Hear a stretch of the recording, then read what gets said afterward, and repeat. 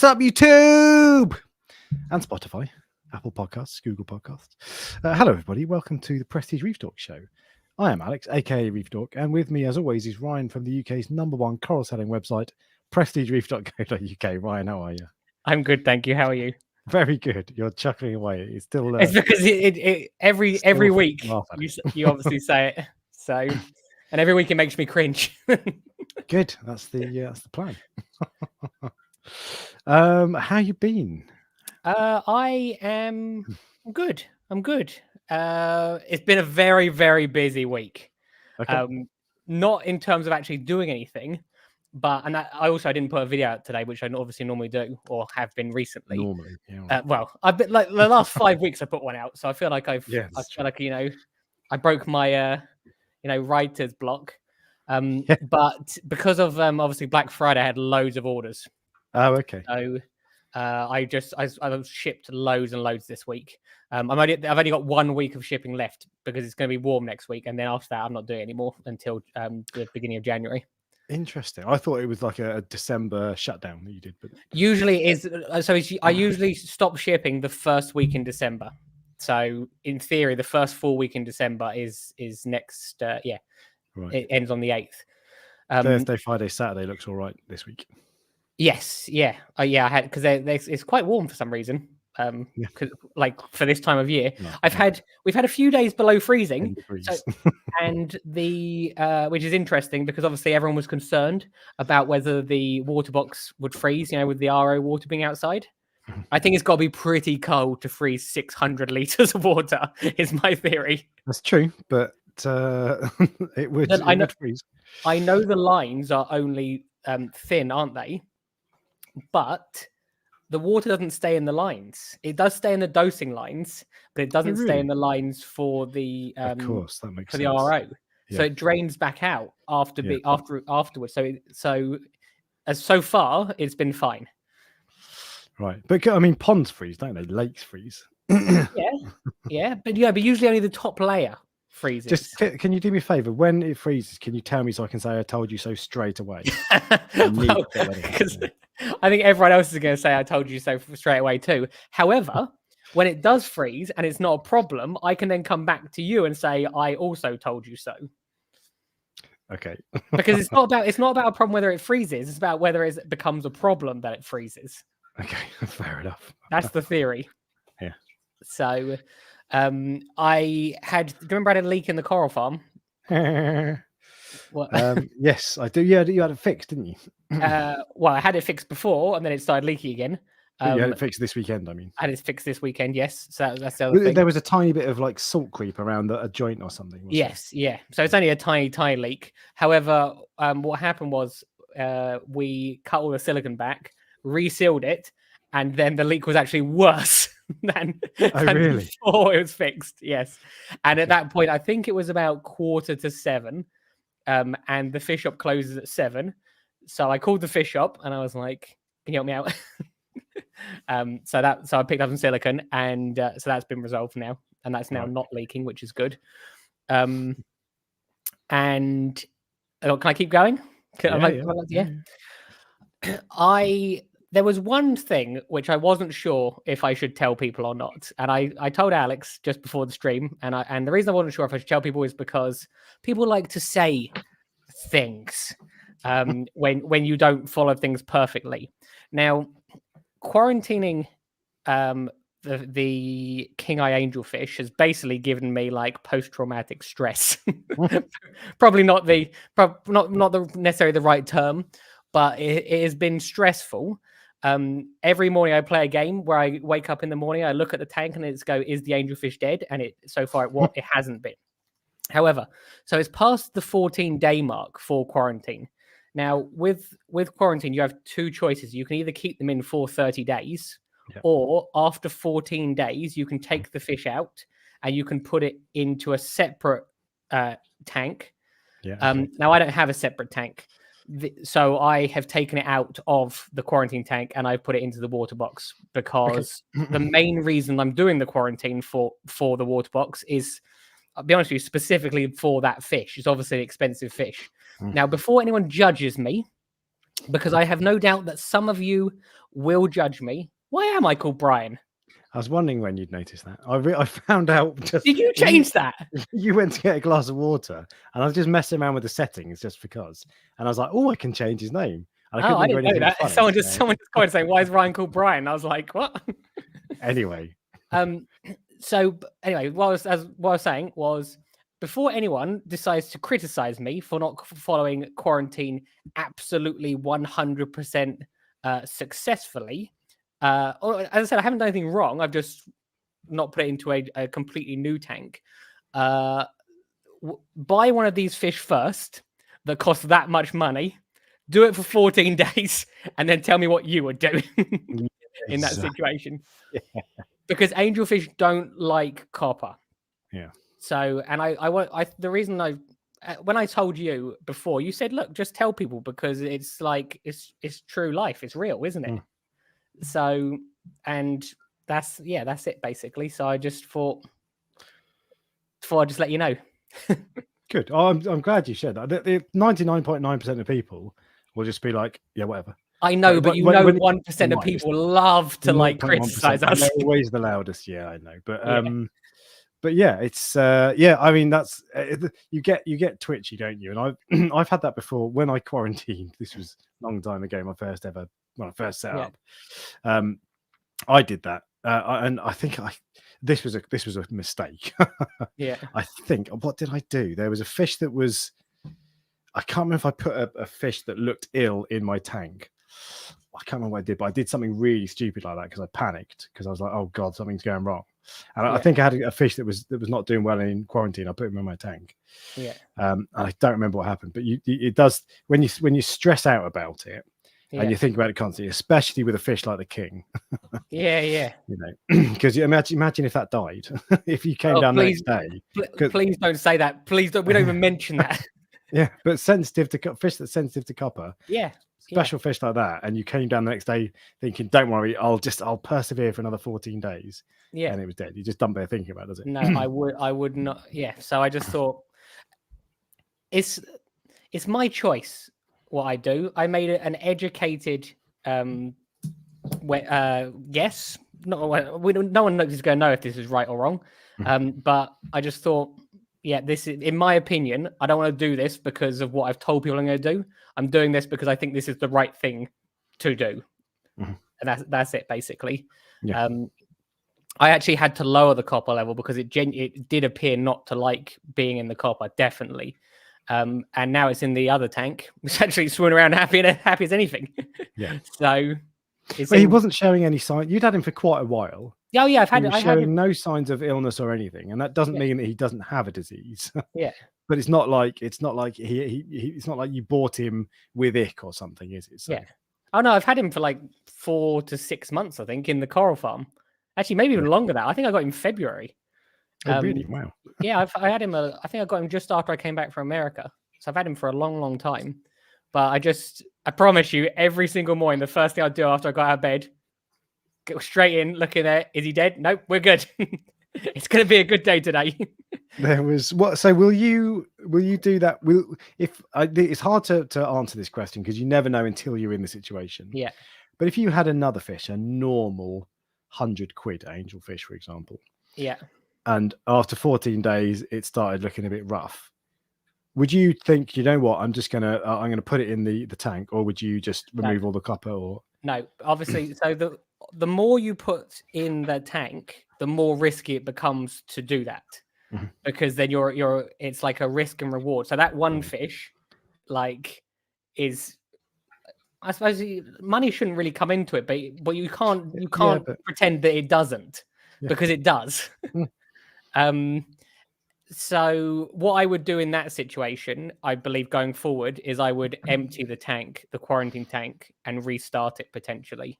So literally completely drain the whole quarantine tank, fill up with brand new water, get the fish feeding and everything again, and start from scratch, and maybe either do it a slower process or just an observational. As I said, every fish is different. I'm not looking forward to quarantining a copper band. That's the one I'm not sure about how I'm gonna feel about that, because obviously you see them pecking at the rocks all day usually, and obviously in a quarantine tank there's nothing, And the other thing is they need to be fed quite a lot. So if you're like throwing loads of food in, filtration keep up with it. Yeah. So yeah, I'm gonna leave a copper band for a while before that goes in that tank. How do butterflies respond to copper? They look like they're delicate. So before I put anything in copper, I Google as much as I can, because I'm no expert. I couldn't tell you if a flame angel likes copper or not, or if a copper band likes copper. It would be ironic if it didn't. Yeah.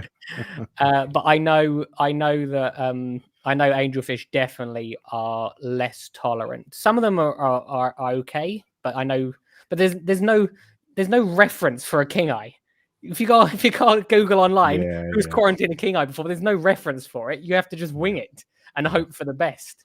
So I lost my nerve basically by the end of it. But as I said, it appears the main things I'm interested in is white spot, brooknella, and velvet. Does copper deal with velvet? Yeah. I have copper does deal with velvet, I believe, but it doesn't deal with brooknella, which is what I've got Metropax for. It. Right. Yes. Okay. I've got the 3 covered basically with the medication I'm using. So yeah. So that's my week in reefing. What about you? What about me? I'm going to have to go to my list because I've forgotten already. But so there's a few things. So you know that trackie I bought, I don't know, a month or 2 ago. Yeah. And it had one of those little ghoul crab or something. Ghoul crab. Had a ghoul crab. Yeah. And I was sorry, I'm just going to cough. I was weighing up how to deal with it, and I couldn't fit tweezers in. You were saying just put like a toothpick in or something. Yeah. But it was such a small hole, it didn't look like I could do that. And I was trying to weigh up a way of dealing with it. But the trackie seemed okay. It wasn't like inflated as much as you normally expect to see. But I was like, it's okay. It's not dying, so let's just leave it. And I left it, and now it's looking great. Good. So, excuse me. So yeah, it's looking great. It's silence. I know.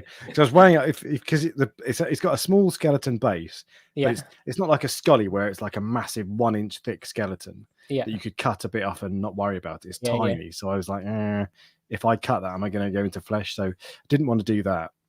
And I didn't really want to go messing around with it. And I also thought, if I get the ghoul crab out, what do I do with it? So I don't really want to put it in the sump. Yeah, because I don't know, buries into the silicon or something, and I don't want to kill it because that's not fair. So, which is daft, isn't it? But I didn't really know what to do with it. So I left it whilst I was dilly dallying, and it's good. It's fine so far. Yeah. I mean, that doesn't say it's going to be fine, but it's looking really good actually. Trouble is, I put it in a really low light spot right at the back of the tank. It's a really difficult spot to get a photo. Yeah. But I'll take a photo at some point. It looks really good. So trackies are one of those corals where they do have these little tiny skeletons. So most corals have like a lobophilia or a scotty. They have like a reasonable sized skeleton for the flesh on them. Some trackies have like these little tiny like nubs of a skeleton, these big like fleshy bits, don't they? It's bizarre. So this is my first trackie. I don't really know much about them, but I was surprised to see that. I expected it to have like an inch long base or something, but it's just tiny. I stick them into frag plugs sometimes, and literally you put the glue in the frag plug, and the entire bit of the skeleton, it's so small, fits into that little plug, but it still opens up to like that big. Yeah. It's crazy. It's probably 3 inches across now. It's bigger than a scully, basically. Yeah. I know that there's no such thing as the size of a scully, but you know what I mean. Is it? Do you prefer them now that you've got one, or are you like meh still? Because they're one of my favorite corals. I like it. I like I do like it. It's trouble is it's right in the corner and it's in a dark spot, so you don't really see it. But I do like it. I'd like it to be in right at the front of the tank where I can see it a bit better. It's cool. If it's small, it's round at the moment, isn't it? Because it will start doing those. It's a bit kind of oblong. Yeah, but it's fairly round. Because it will start to, as they get bigger. You've seen a bigger one, I'm sure, where they start to like curve a bit more. Yeah, that's true. It's kind of doing that, but yeah, you get like a big one is like huge. Yeah. But no, it's nice. There's It's just a bog standard green one with a few extra colours, but it is nice. But you get some really nice ones. Yeah. So I'll keep my eye out. You don't see them very often, but every now and then you do.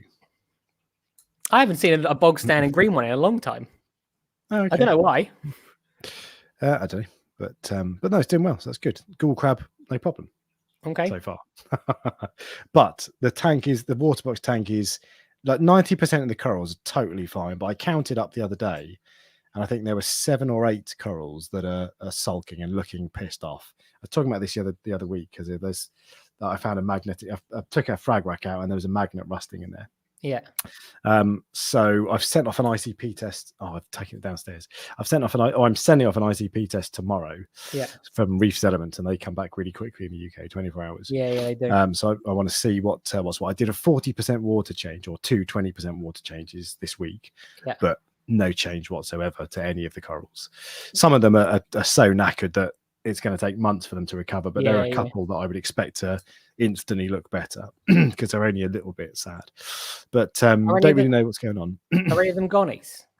Yeah, a couple of Bernards, a couple of gonnies. Those are the ones where I find that they'll stay alive for ages and ages, and then eventually they'll come back when they're when I say they stay alive, they mean like they're on death's door. Yeah. But then after a period of time, I've got one that I've had for ages.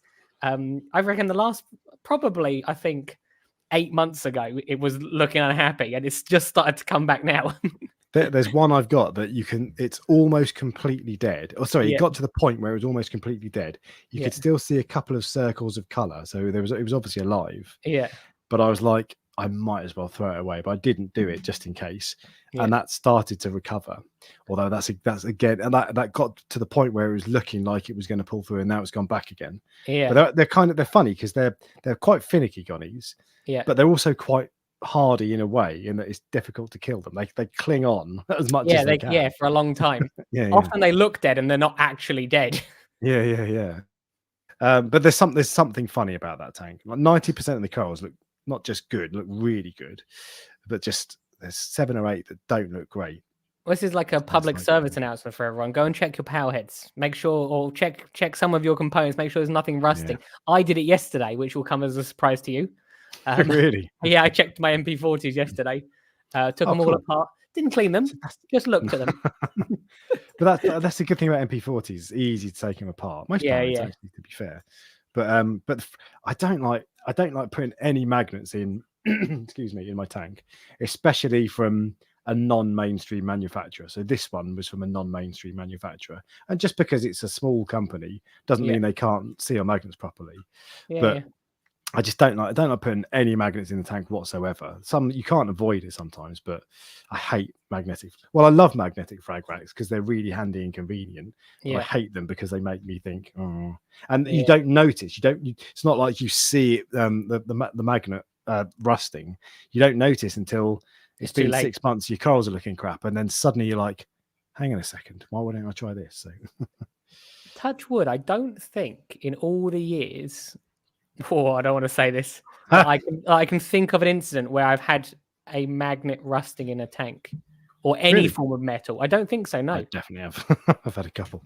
I don't think there might have been something, but not. I couldn't say. Oh yeah, this was something that happened that crashed my tank. I can't. So I can't think of any situation. I bought secondhand stuff and everything. There probably was, and back in like years ago, and I couldn't work out why things weren't going well. And then one day I just went, I'm going to change my skimmer or whatever, and everything got better. Yeah, okay, that's funny. Yeah, I don't think I've ever had an issue.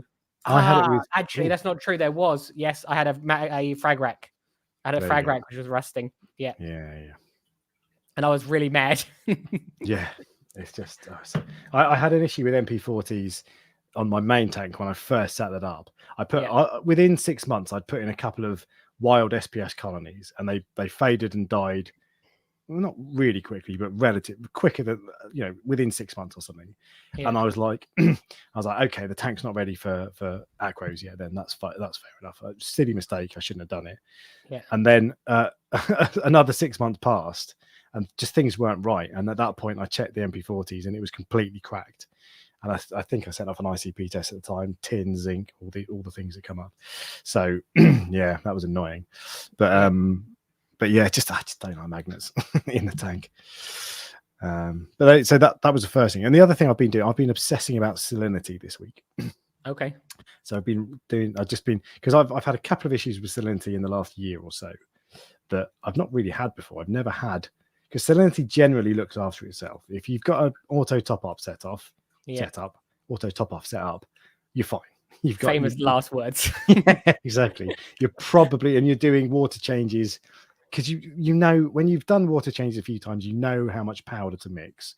You use the same salt, so you almost don't need to test it. I often don't test new water, so it shouldn't swing. But I've had a few issues with it, and I've decided I want to eliminate any possibility of salinity, because salinity causes major problems as well. If your salinity's off, shit goes south quick. And it's so hard to get an accurate reading.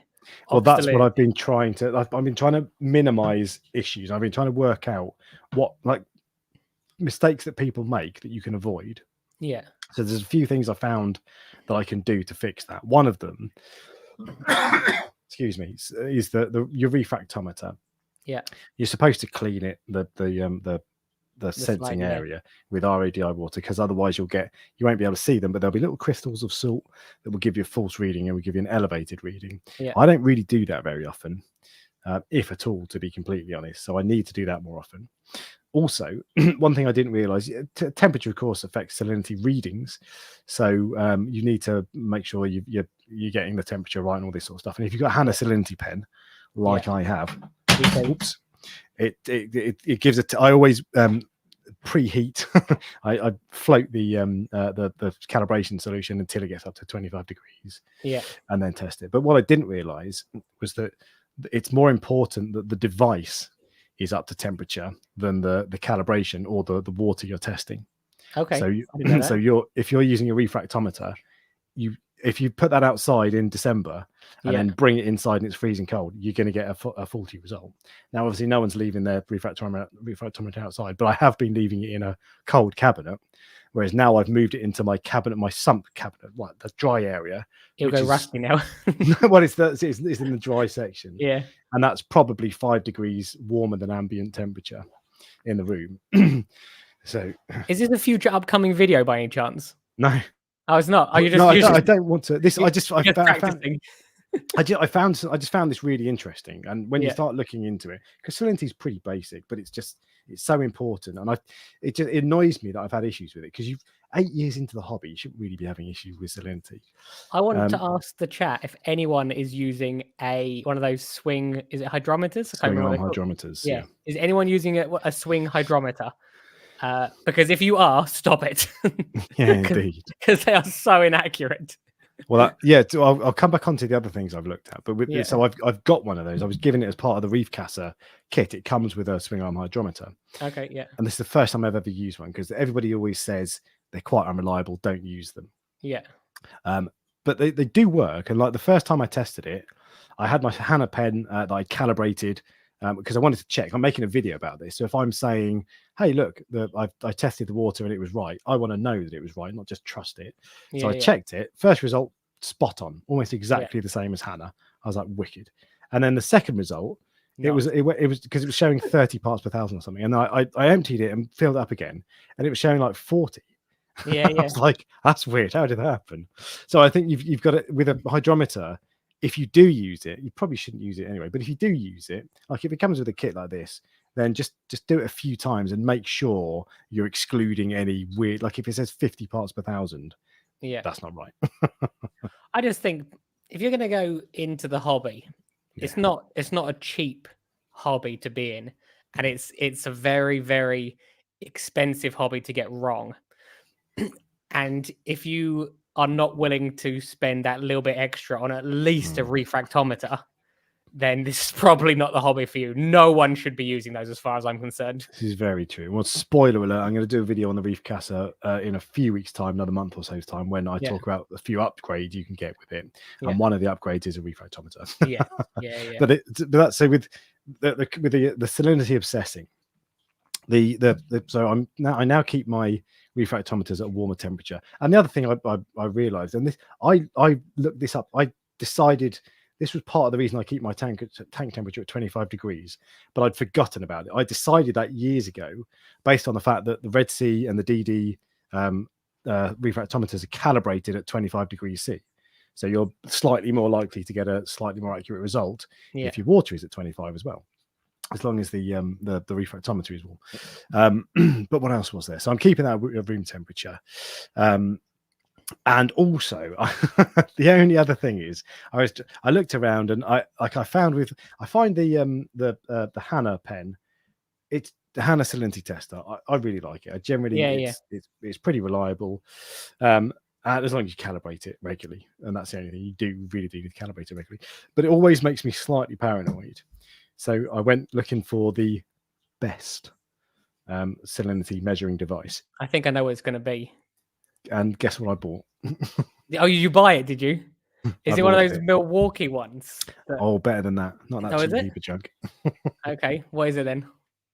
So it's a digital refractometer, but it's a Hanna digital refractometer. Okay. And it's 350 quid. I didn't know they did another one. Yeah, it's only available on the Hanna website. I had to buy it from Hanna directly. I couldn't find it on local fish shops. The Milwaukee one is about 150 quid. The Hanna one is 350, and they look the same. So you would think, well, that's in a white case, that one's in a green case. Yeah. But I think they actually are, and there's no way that price is going to be just Hanna tax. So I think they actually are quite significantly different.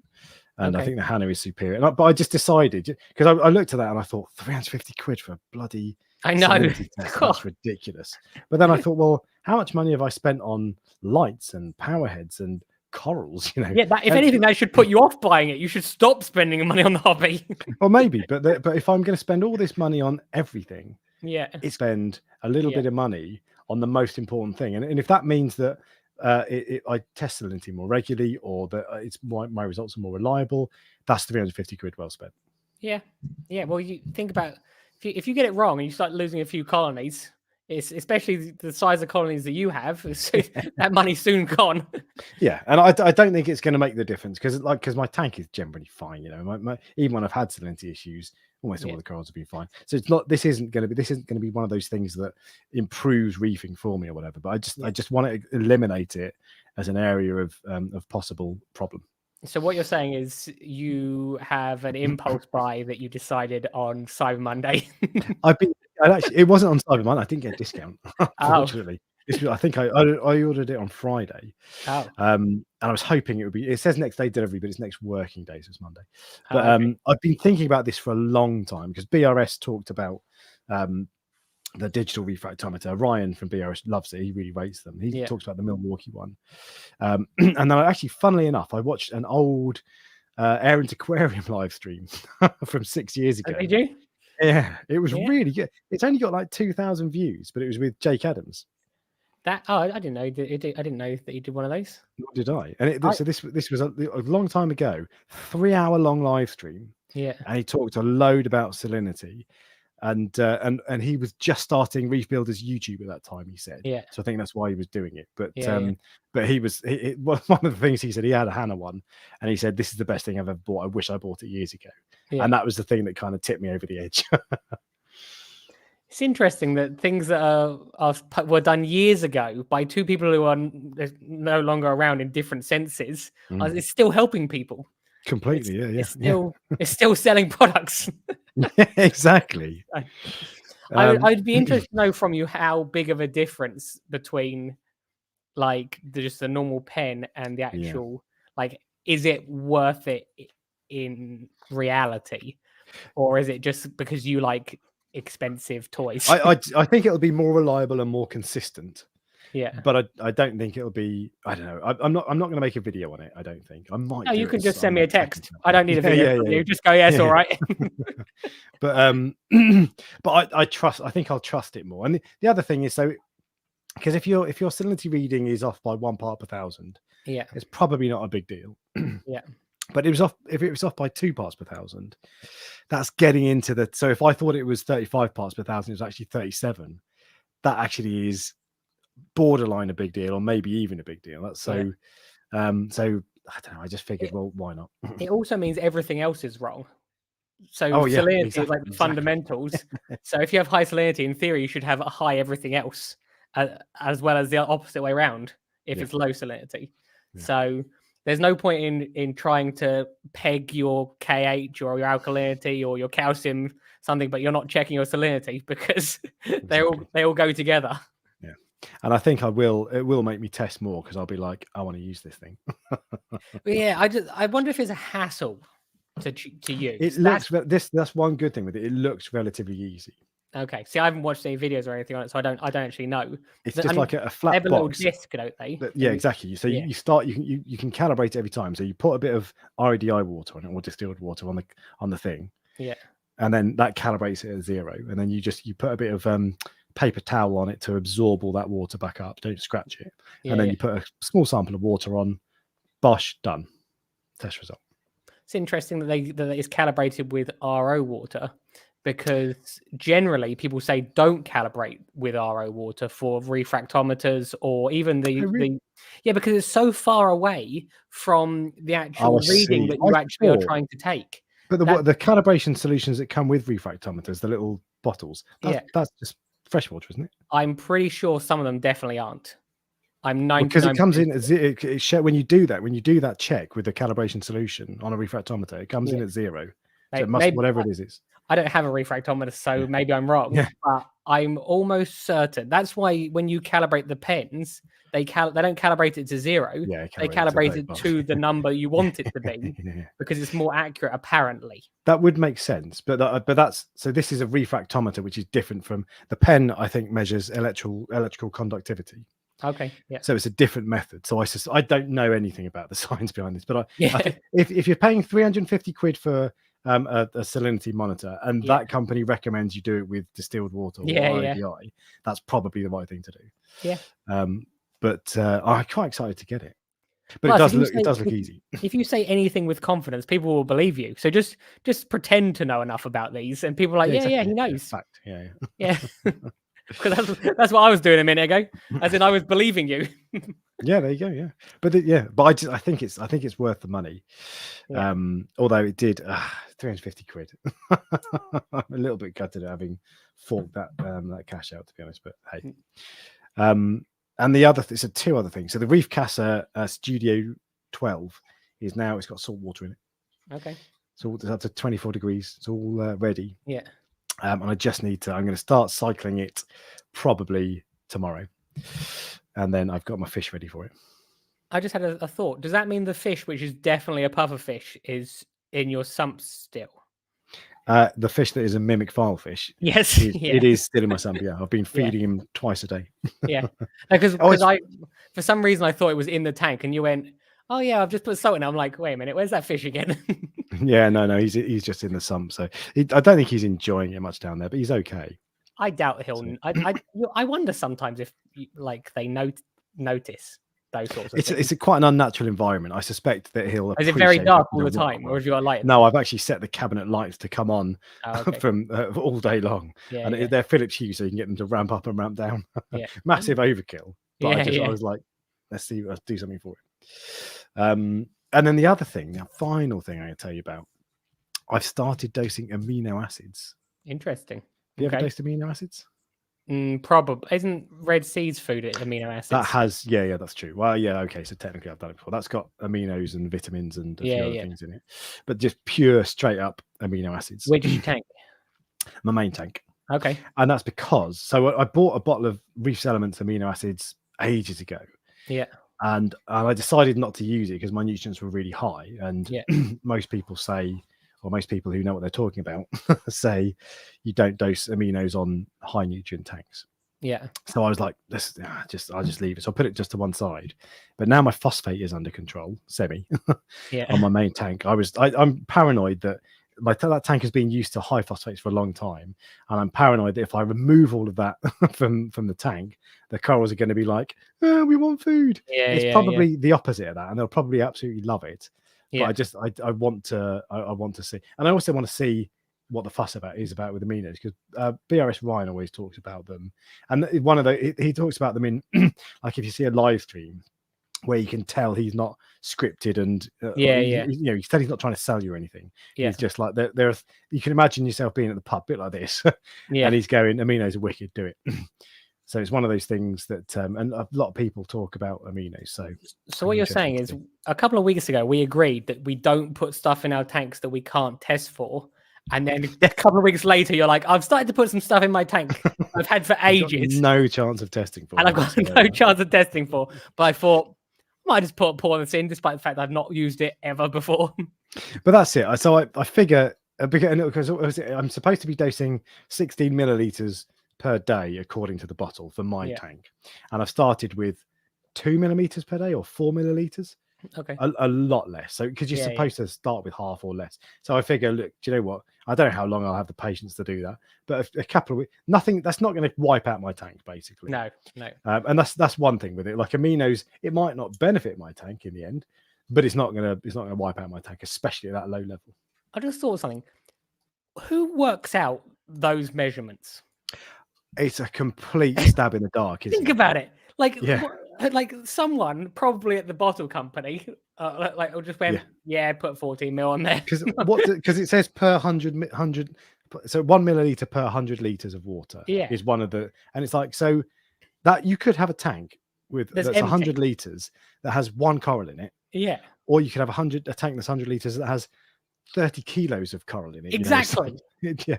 But I thought about that with my tank. Yeah. And I thought, actually, it's such a mistake. Some of the colonies I've got, they're massive. They're like a foot across.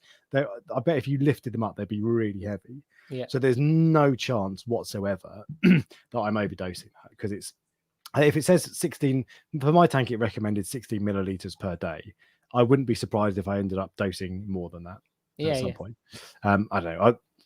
I won't aim to dose more than that, but the point is, there's no way that's not going to do any detriment to my tank, I don't think. Yeah. Or nothing irreversible. I'm expecting it to do well and make a difference. But I'd be interested to see if you notice any difference, because I've heard the same where people go, oh, they rave about it, and sometimes it's hard to know if that's specifically the thing which is doing it. Completely. Sometimes, sometimes you buy something and you tell someone it's great because you think it is. Yeah. But actually, and even like, so I did it. Red Sea gave me a bottle of Reef Energy years ago when it first came out, and I used it for 3 months, and I made the video and I did growth comparison shots before and after, and I said in the video, look, these are the growth shots, but the growth seems quite good. But I've got no idea if it would have been the exact same had I not been dosing it. And I've no idea if that's actually quite impressive. So you've got no way of measuring it, and I've got no way of telling if the corals look any better because of that. They might look better because my phosphate went down or whatever. So that's exactly what I was going to say. So you've obviously brought your phosphate down. It could take 6 weeks for the corals to notice that. Yeah. And at the same time, you've then started dosing the aminos, and they're going, oh, it's the aminos which is making them happy, when it could be the phosphate, which in fact is probably more likely as the phosphate, considering how high it was.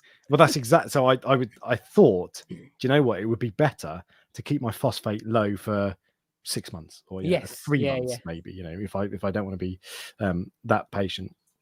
But I just thought, the downside, I just thought I don't really care, because I don't care if my tank looks better in 6 months' time. I don't care if it was the aminos or the low phosphate.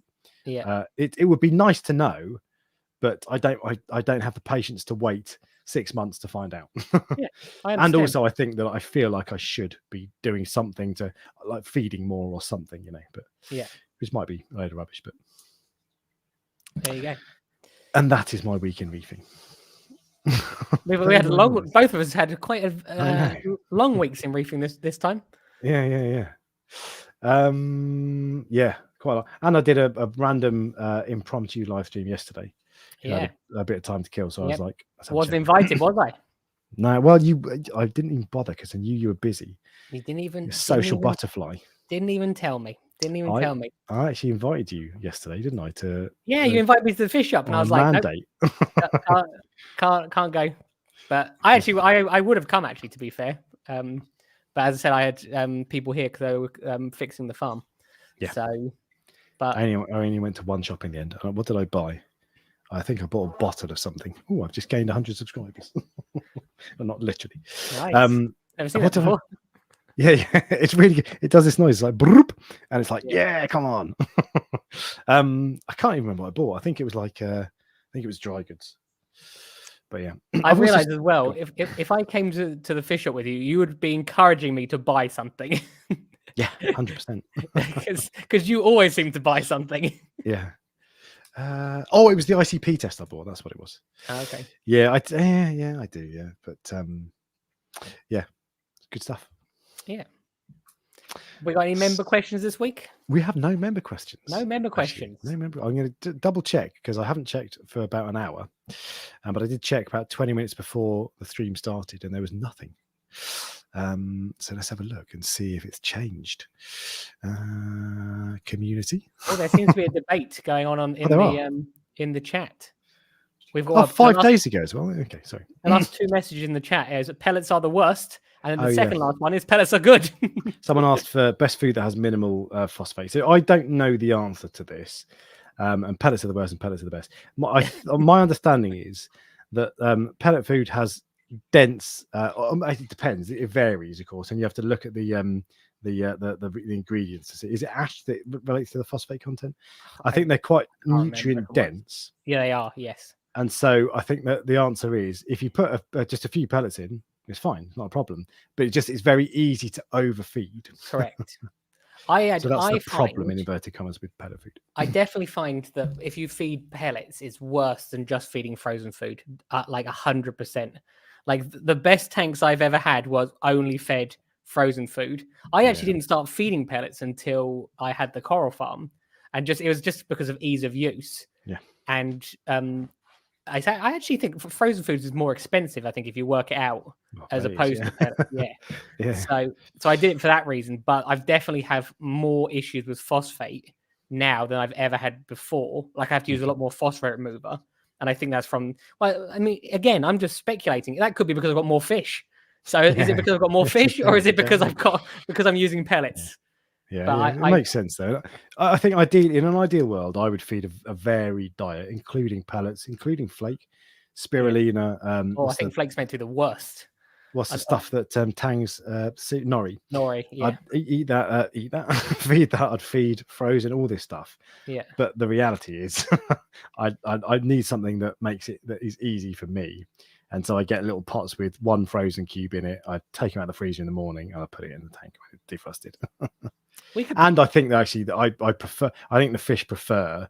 This might be a stupid thing to say, but I think mysis is better for fish than pellets. They are definitely. It's interesting because they are fish have a preference with regards to food. There is no doubt about it in my mind at all. The copper bands will not eat some brands of mysis. In fact, they will only eat one brand of mysis, which is Ocean Nutrition. Yeah, okay.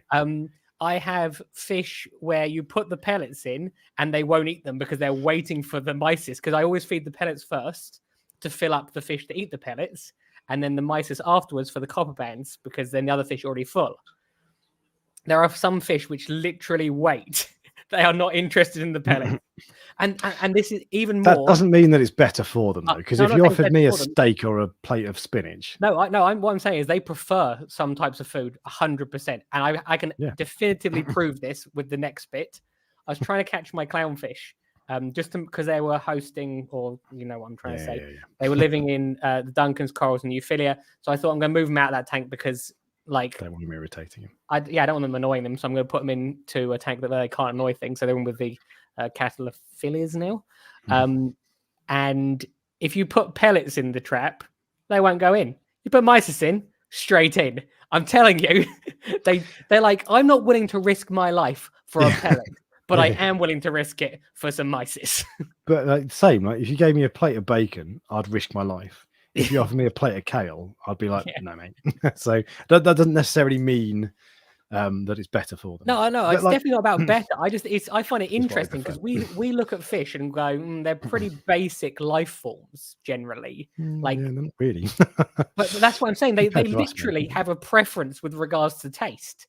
So what other things do they have a preference with regards to? Yeah, lots of things. Yeah. But varied diet is the answer, but it's not practical. It's just that it's an easy routine for me. And it's Yeah. just, you know, but yeah, all right. So there are two questions, and that I must have checked the wrong part because it was 5 days ago and 24 hours ago. So the first one is from Rich's Reef, who says, "Do either of you have a fish or coral that you never want to part with?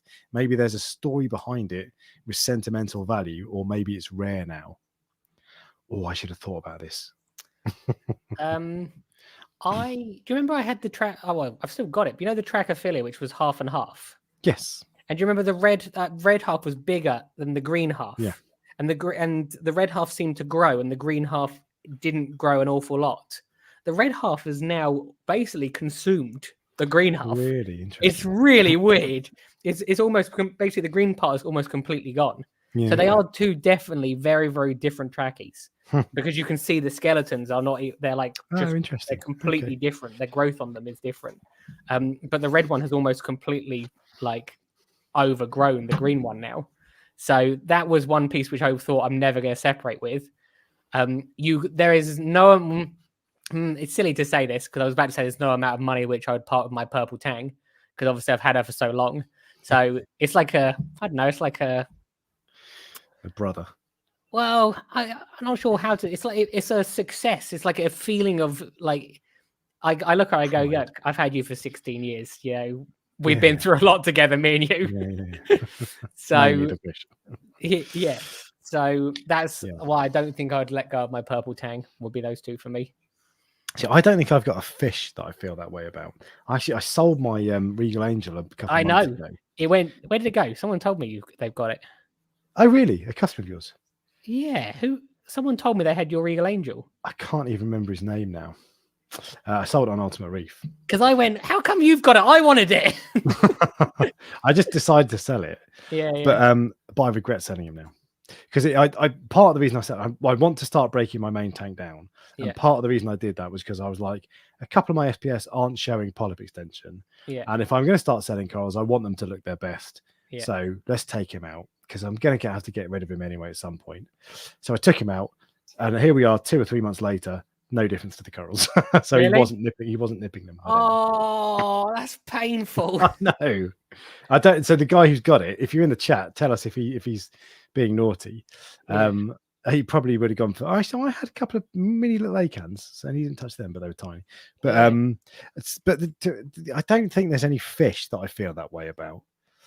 Not even in my main tank. I was gutted when the copper band died, of course. But corals wise, there's loads of corals that I really. I've got a war paint Scully. That if you offered me £1,000 for. Well, actually, £1,000 I might. That's what I'm saying. That's what I'm saying. But if you offered me £200 for it, I'd say no. You couldn't give me £1,000 for my purple tang. There's no, there you go. Let's say that as a limit. If someone will give you £1,000 and you'd sell it, then you don't care that much. Then I failed the test. Yeah, whereas I wouldn't let my purple tang go for £1,000. See, I don't have any fish like that. There are a couple of corals that I really like and that I've grown for literally 5 or 6 years. Yeah. That I will be gutted to lose because I'm going to. Because when I break the tank down, ideally I'd put everything in a vat and then move it over to the new tank. But I don't have the space. It's a bad reason for idea for a number of reasons. So I don't think there's anything actually. The £1,000 test.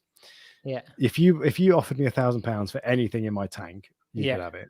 Nice. I'll remember that next time I'm down there. Well, yeah, come up. Yeah. I've got a little Zoa frag that you can have. £1,000. Scrambled eggs. I'm surprised that you wouldn't want to try doing that because you could relatively easily, like, if I were you, I would get a 5-foot tank and have it like a or a 4-foot tank, just a cheap 4-foot tank. Put it on the floor in your living room, move the corals into that for a period of time, and then set the new tank up. You've seen my living room, Ryan. Yeah. Do I live in an enormous mansion? Just move I had the tank, the Warbox tank, on the floor in the middle of my kitchen for like a month. Yeah, but so this is. I've got a wife who might not be quite so keen on that. That is true. It would physically fit, but that's about it. And how would I set the lights up? How would I set the skimmers up? And all? It's just. Yeah, but do It's not not remember the practical. vows for better, for worse, for if I'm going to put a tank on the This floor is in my the living room. sickness. Exactly. Yeah. But also, it would put me under pressure because I'd do that and I'd be like, right, I need to get the new tank in now, go. And Yeah. I'd want to do it really quickly. Whereas what I really want when I do set up a new tank, I don't want to be thinking, I must do this weekend, like for content or for fish or corals or whatever. I Yeah. don't want to have a deadline. I just want to think, you know what?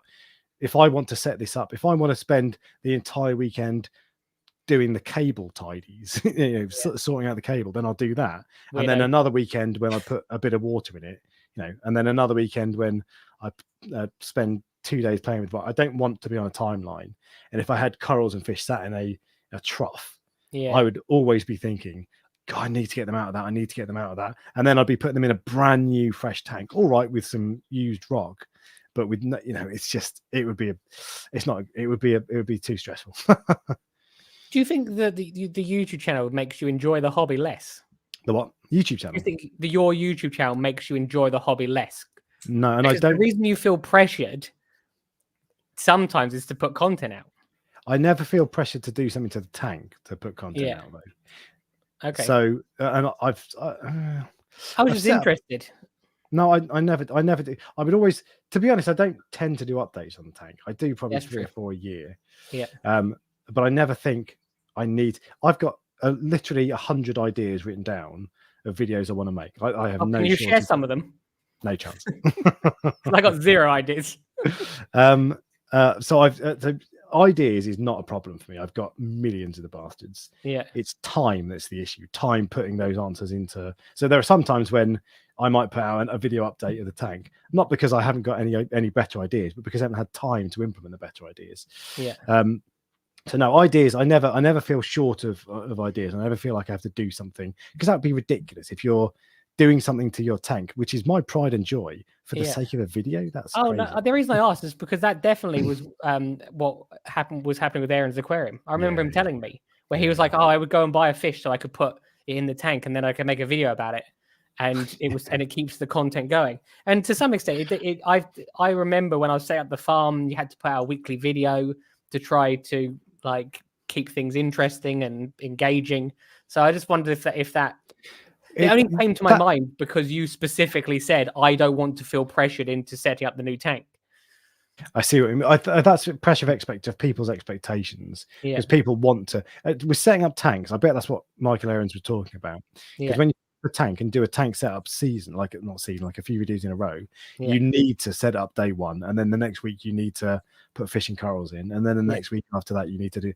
So that I can see why you'd fall into that trap. And with the Reef Casa, actually, you could say that I've got some pressure because of that. Yeah, Fragbox aren't pressuring me. They don't care when I put the videos out, but I want to do them back to back. But the good thing is I'm making videos every fortnight now, so there is no rush. And I'm like a week or just over a week ahead of schedule, so I've got time to play, and there's no pressure with that. That's fine, but I just don't want. And the downside is if I set up a new tank, some people would want to know, like, a new tank setup is exciting. And so people would want to follow every week and see updates on that sort of stuff. And the reality is, I'll do an update on day one. The next one would be 2 months later, by which point everyone's like, yeah, bored, whatever, don't care. So if you wanted to kind of feed the YouTube algorithm, you would be doing that every week. But I'm not really interested in that. Just remember, I'm not interested in that. I'm more interested in the tank. Sometimes you don't realize what you have until it's gone. I know. And just like, trust me, when you set up that new tank, you can think you're everything and trust me, life finds a way just to make you go, oh yeah, I've got that problem. I haven't had that for 4 years and now it's back. I've had some ups and downs with that main tank, I tell you. Yeah. And certainly for the first year or two, I can't remember how long, but so I am apprehensive about it. And now I've got my phosphate down. I do think, well, if I were to keep my phosphate low for 12 months, would it then eventually, because I've got some really nice corals now, would it then in 12 months time look the way I always wanted it to? That's the other reason I'm in no rush whatsoever to do this. Is because I actually do like that tank. There are times when I'll tell you I hate it, but actually it is pretty awesome. So Well, So there you go. Anyway. Obviously, when you're saying you're going to shut that tank down, you're replacing it with a bigger tank, aren't you? Yes, Okay, indeed. just to clarify, nice 6'1", good. A 6'1", correct. Is it actually? Yeah. I've got sign off. Oh, because originally I thought you only wanted a 5'1". No, I've always wanted a 6 foot. I just didn't have sign off. Now I've got sign off. Oh, because I remember that negotiation when I was at your house. Yeah, that's the thing. So so Mrs. Reef Dork was like, "Yeah, you can have a 6 foot tank," and I was like, "Shut up! You're just saying that because we got gifts." She's like, "No, seriously." And then like the next day or whatever, I was like, "Did you mean that?" And she's like, "Yeah." I was like, "There you go. See, let's just." You're working for me. Yeah, I look after you. Don't you worry. Yeah, what else do you want? I know. Yeah. Do you want a beer? I'll just see if it turns up. But there we go. So new tank is going to come at some point, but it might be. You might find that suddenly I just do it. Yeah. Or it might be in 6 months' time, or it might be in a year. I don't know. I'd like to do it in the new year, to be honest. I'd just like to get on with it. But again, I've got one coral. It's a Eurocorals Optimus Prime Acropora. Yeah. And it's so nice, and it's been looking a bit sad for a while because it reacted badly to a Salinity swing ages ago. Yeah, but it's starting to look really nice now, and I would have to get rid of that. I don't want to get because it was an expensive frag, and now it's a proper full colony. Yeah, and if I were to sell it, I wouldn't get like $1,000 for it. But anyway, do you know what would be better for you to do with something like that? And you might not like this idea. If there's so I've done this loads of times. Obviously, when I go to America, I will literally just frag corals and I give them to people for free, and I go, look, when I come back, these are mine. So this is what I say to them. I say, these are still my corals. Yeah, if I come back from America and the ones I've got in the farm are still alive, you can have all of these corals for free as a thank you for looking after the corals for me. Now you might go, oh, because they might lose them and then I don't get the money for them, but for me it's more about like I would like to keep it. I would like to put them in the bank somewhere, and I'd like to have a few frags. Yeah, because there are some that you won't find every day. I wouldn't want the pressure. Don't come to me. There's some that would take a long time to replace. Yeah, others, easy, that's what I mean. Yeah, because like the Eurocorals ones, I've got 2 that I don't think you'd get again. Yeah, unless you want to go to Germany and illegally import them, which I don't. Anyway. What's interesting is I've done that a few times where I've given people the corals, and I don't think I've ever taken them back because they've still lived in my farm, so their person just got like free corals. Happy days. So, but it's worth it for me because if you grow them, they don't cost you anything, do they? I would like to do that, and the good thing about giving it away for free, because if you sell it, then you'll be able to buy a piece back off someone in the future. But if you sold it to them, you can't then go and say, "Oh, mate, can you frag that for me, please?" Yeah, yes. Because they're like, "No, I've bought it." Whereas if you give it to someone, you don't mind so much saying, "Would you mind breaking off of it?" But you just have to. The problem is you have to expect that there's a possibility they won't keep it alive as well. That's the downside. You have to it's just hope. This is why you need to put half a dozen out. Yes, that's what I do. And I keep meaning maybe next weekend at some point I'll frag all of my nicest acros and I'll give you a frag of each of them. Oh, please don't, because if I don't keep them alive, then you'll be like, "Can I have them back?" And I'll be like, "No, just put them in the water box." That's not for bank purposes. No, of course. Well, it's kind of technically, I suppose. But if you want them, because they're nice as well. Anyway, whatever. Yeah. Woody's Gamer Chat super chat.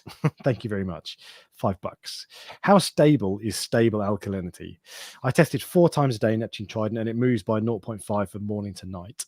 How tight of a range is stable? So 0.5 is the point that a lot of people say, "Oh, that's too much." Mine swings by about that per day as well, and I'm okay with that. So I don't sweat about 0.5. Ideally, it would be less than that. But I think that's fine. A lot of people now, they've got alkalinity measurers as well, say that 0.5 is too much, but I'm fine. I'm cool with that. My hardly swings at all, even like on a weekly basis. It's pretty stable. You test once a day, don't you? Yes, yeah. The reason I was hesitant because different tanks have different things. So, the water box, for example, gets tested once a day. So this is my actual results live from my main tank, and I test 3 times a day: midnight, 8 o'clock, 4 p.m. So that has gone 8.3 to 8.6, 8.3 to 8.5, 8.4 to 8.5.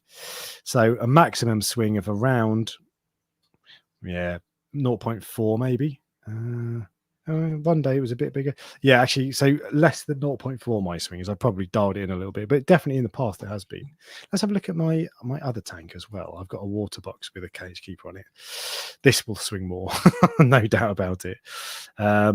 Again, 3 times a day, 7.8 to 7.5. You must Well, get actually, through that's so pretty much with the tight. agent. That's pretty tight. I know it's really cheap, the refactory stuff, so I don't really Yeah. care. But the answer to your question for me is 0.5. I would be fine with, but less is better. There are some people who say that more is better, because if you've got your corals, if you've got your out bang on 8 every single time, 100% of the time, Yeah. then when you do get a swing, the corals won't be used to it. And I think that sounds logical. I don't know if it's accurate or not, but I'm not really fussed. 0.5, I'm cool with that personally on my acro tank. Yeah. And finally, member question was from Gyros, who says, "Hey up, fellas. Do you think we may have seen more hybrids with? Do you think we may see more hybrids with ranch raised fish, as hybridization must occur naturally in the wild?" No idea. I thought the answer to that is probably no. Yeah. Because the hybridization does occur naturally in the wild. So the tiger pygie is a naturally occurring hybrid angel, for example. Yeah. But it's a lot less common. And the idea of ranch raised fish is you scoop out just a load of them. And so surely you're just as likely to collect a tiny, tiny portion of them. True. However, some of those, I don't know if the fish are more likely to survive in the wild or less likely to survive in the wild. So some of those hybrids would have been eaten.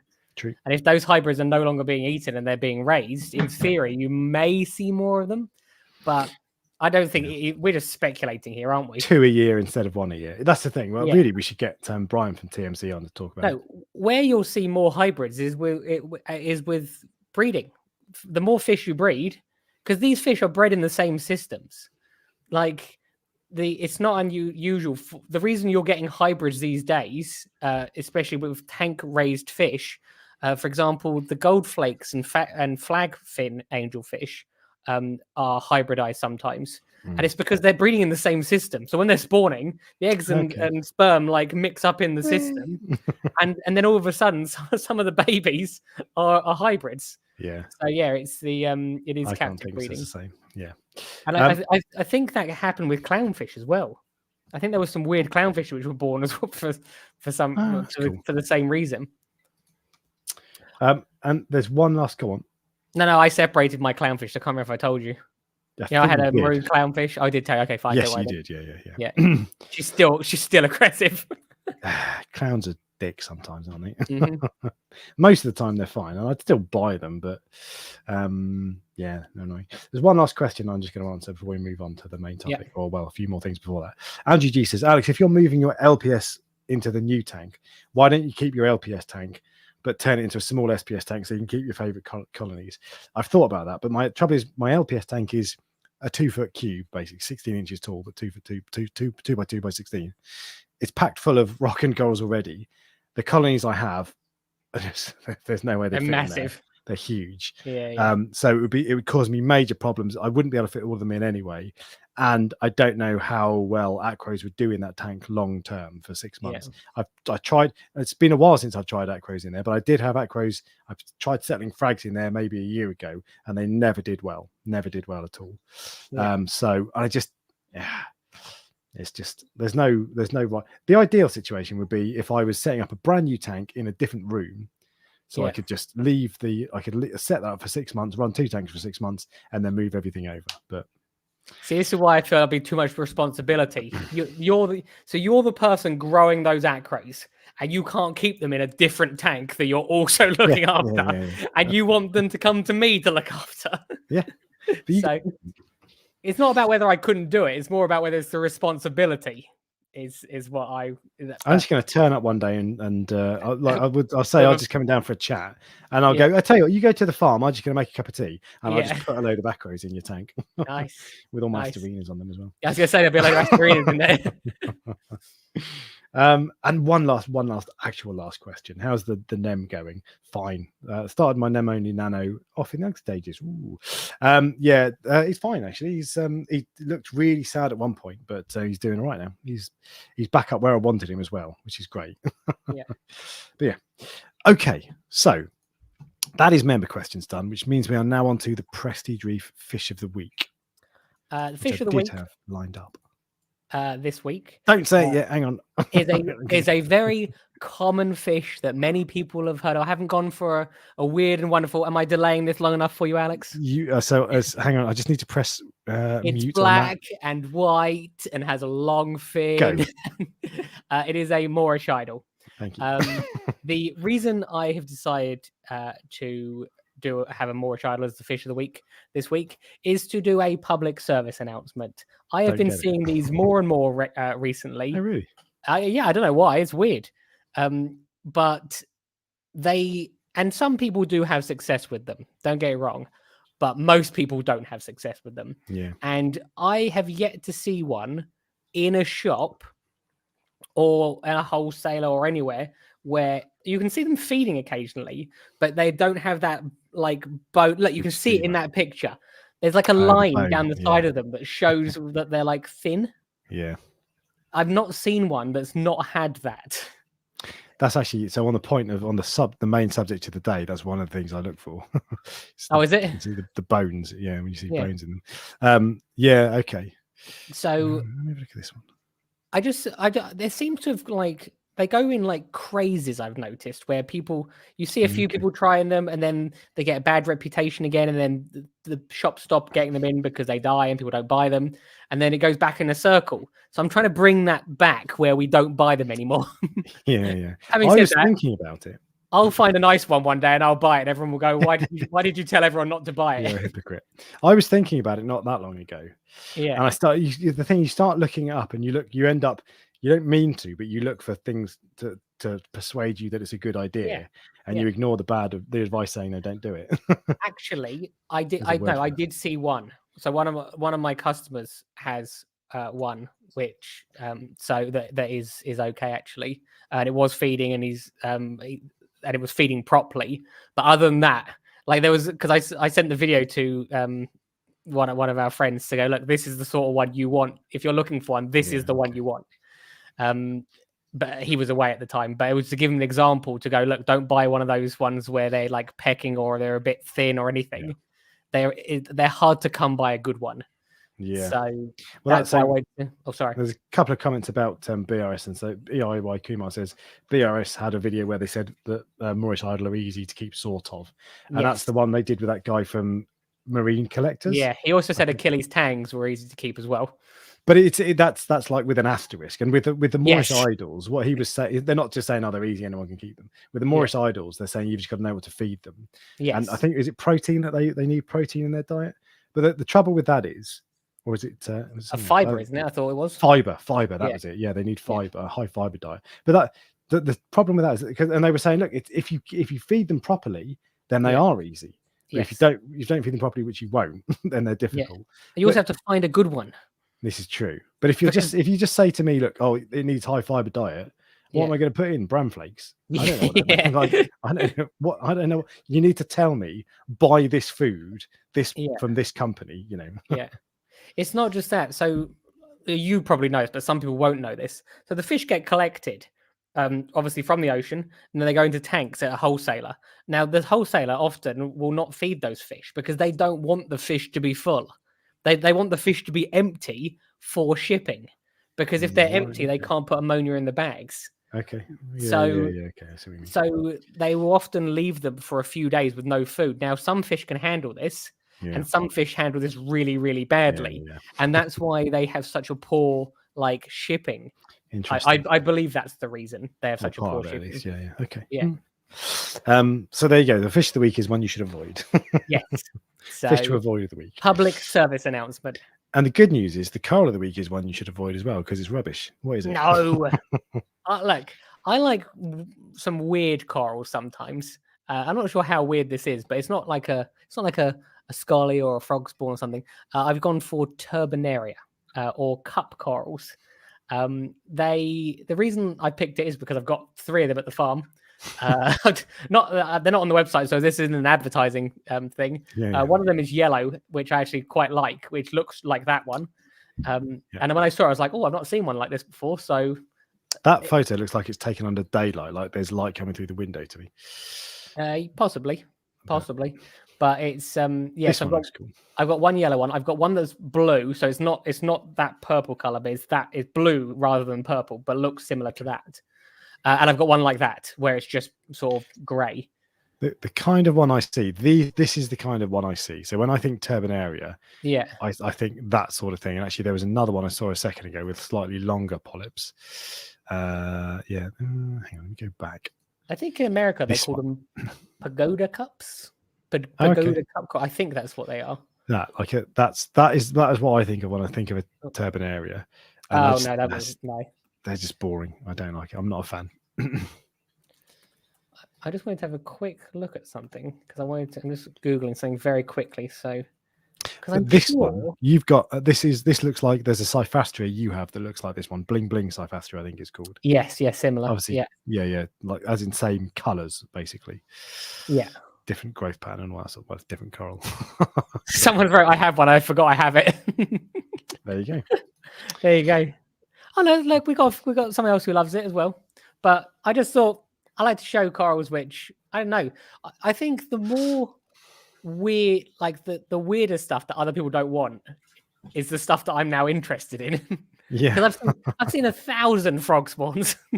Yeah.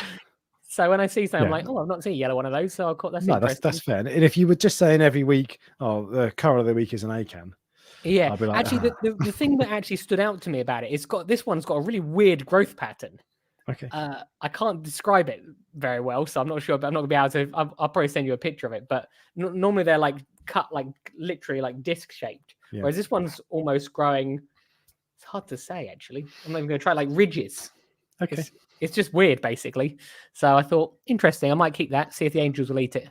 Probably will. Exactly. All right. Well, in that case, with the fish of the week and the coral of the week done, it means we're on to the news.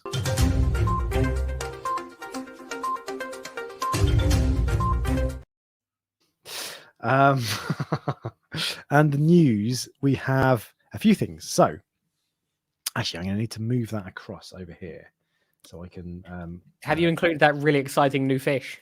Yeah, I have. Should we start? Have you? Because I saw that fish you've ever seen in your life. Every time that comes up, I think like every time a new fish is discovered, I'm like, well, how's Alex going to react to this? So this is a 15. No offense, fish. Sorry for calling you shit.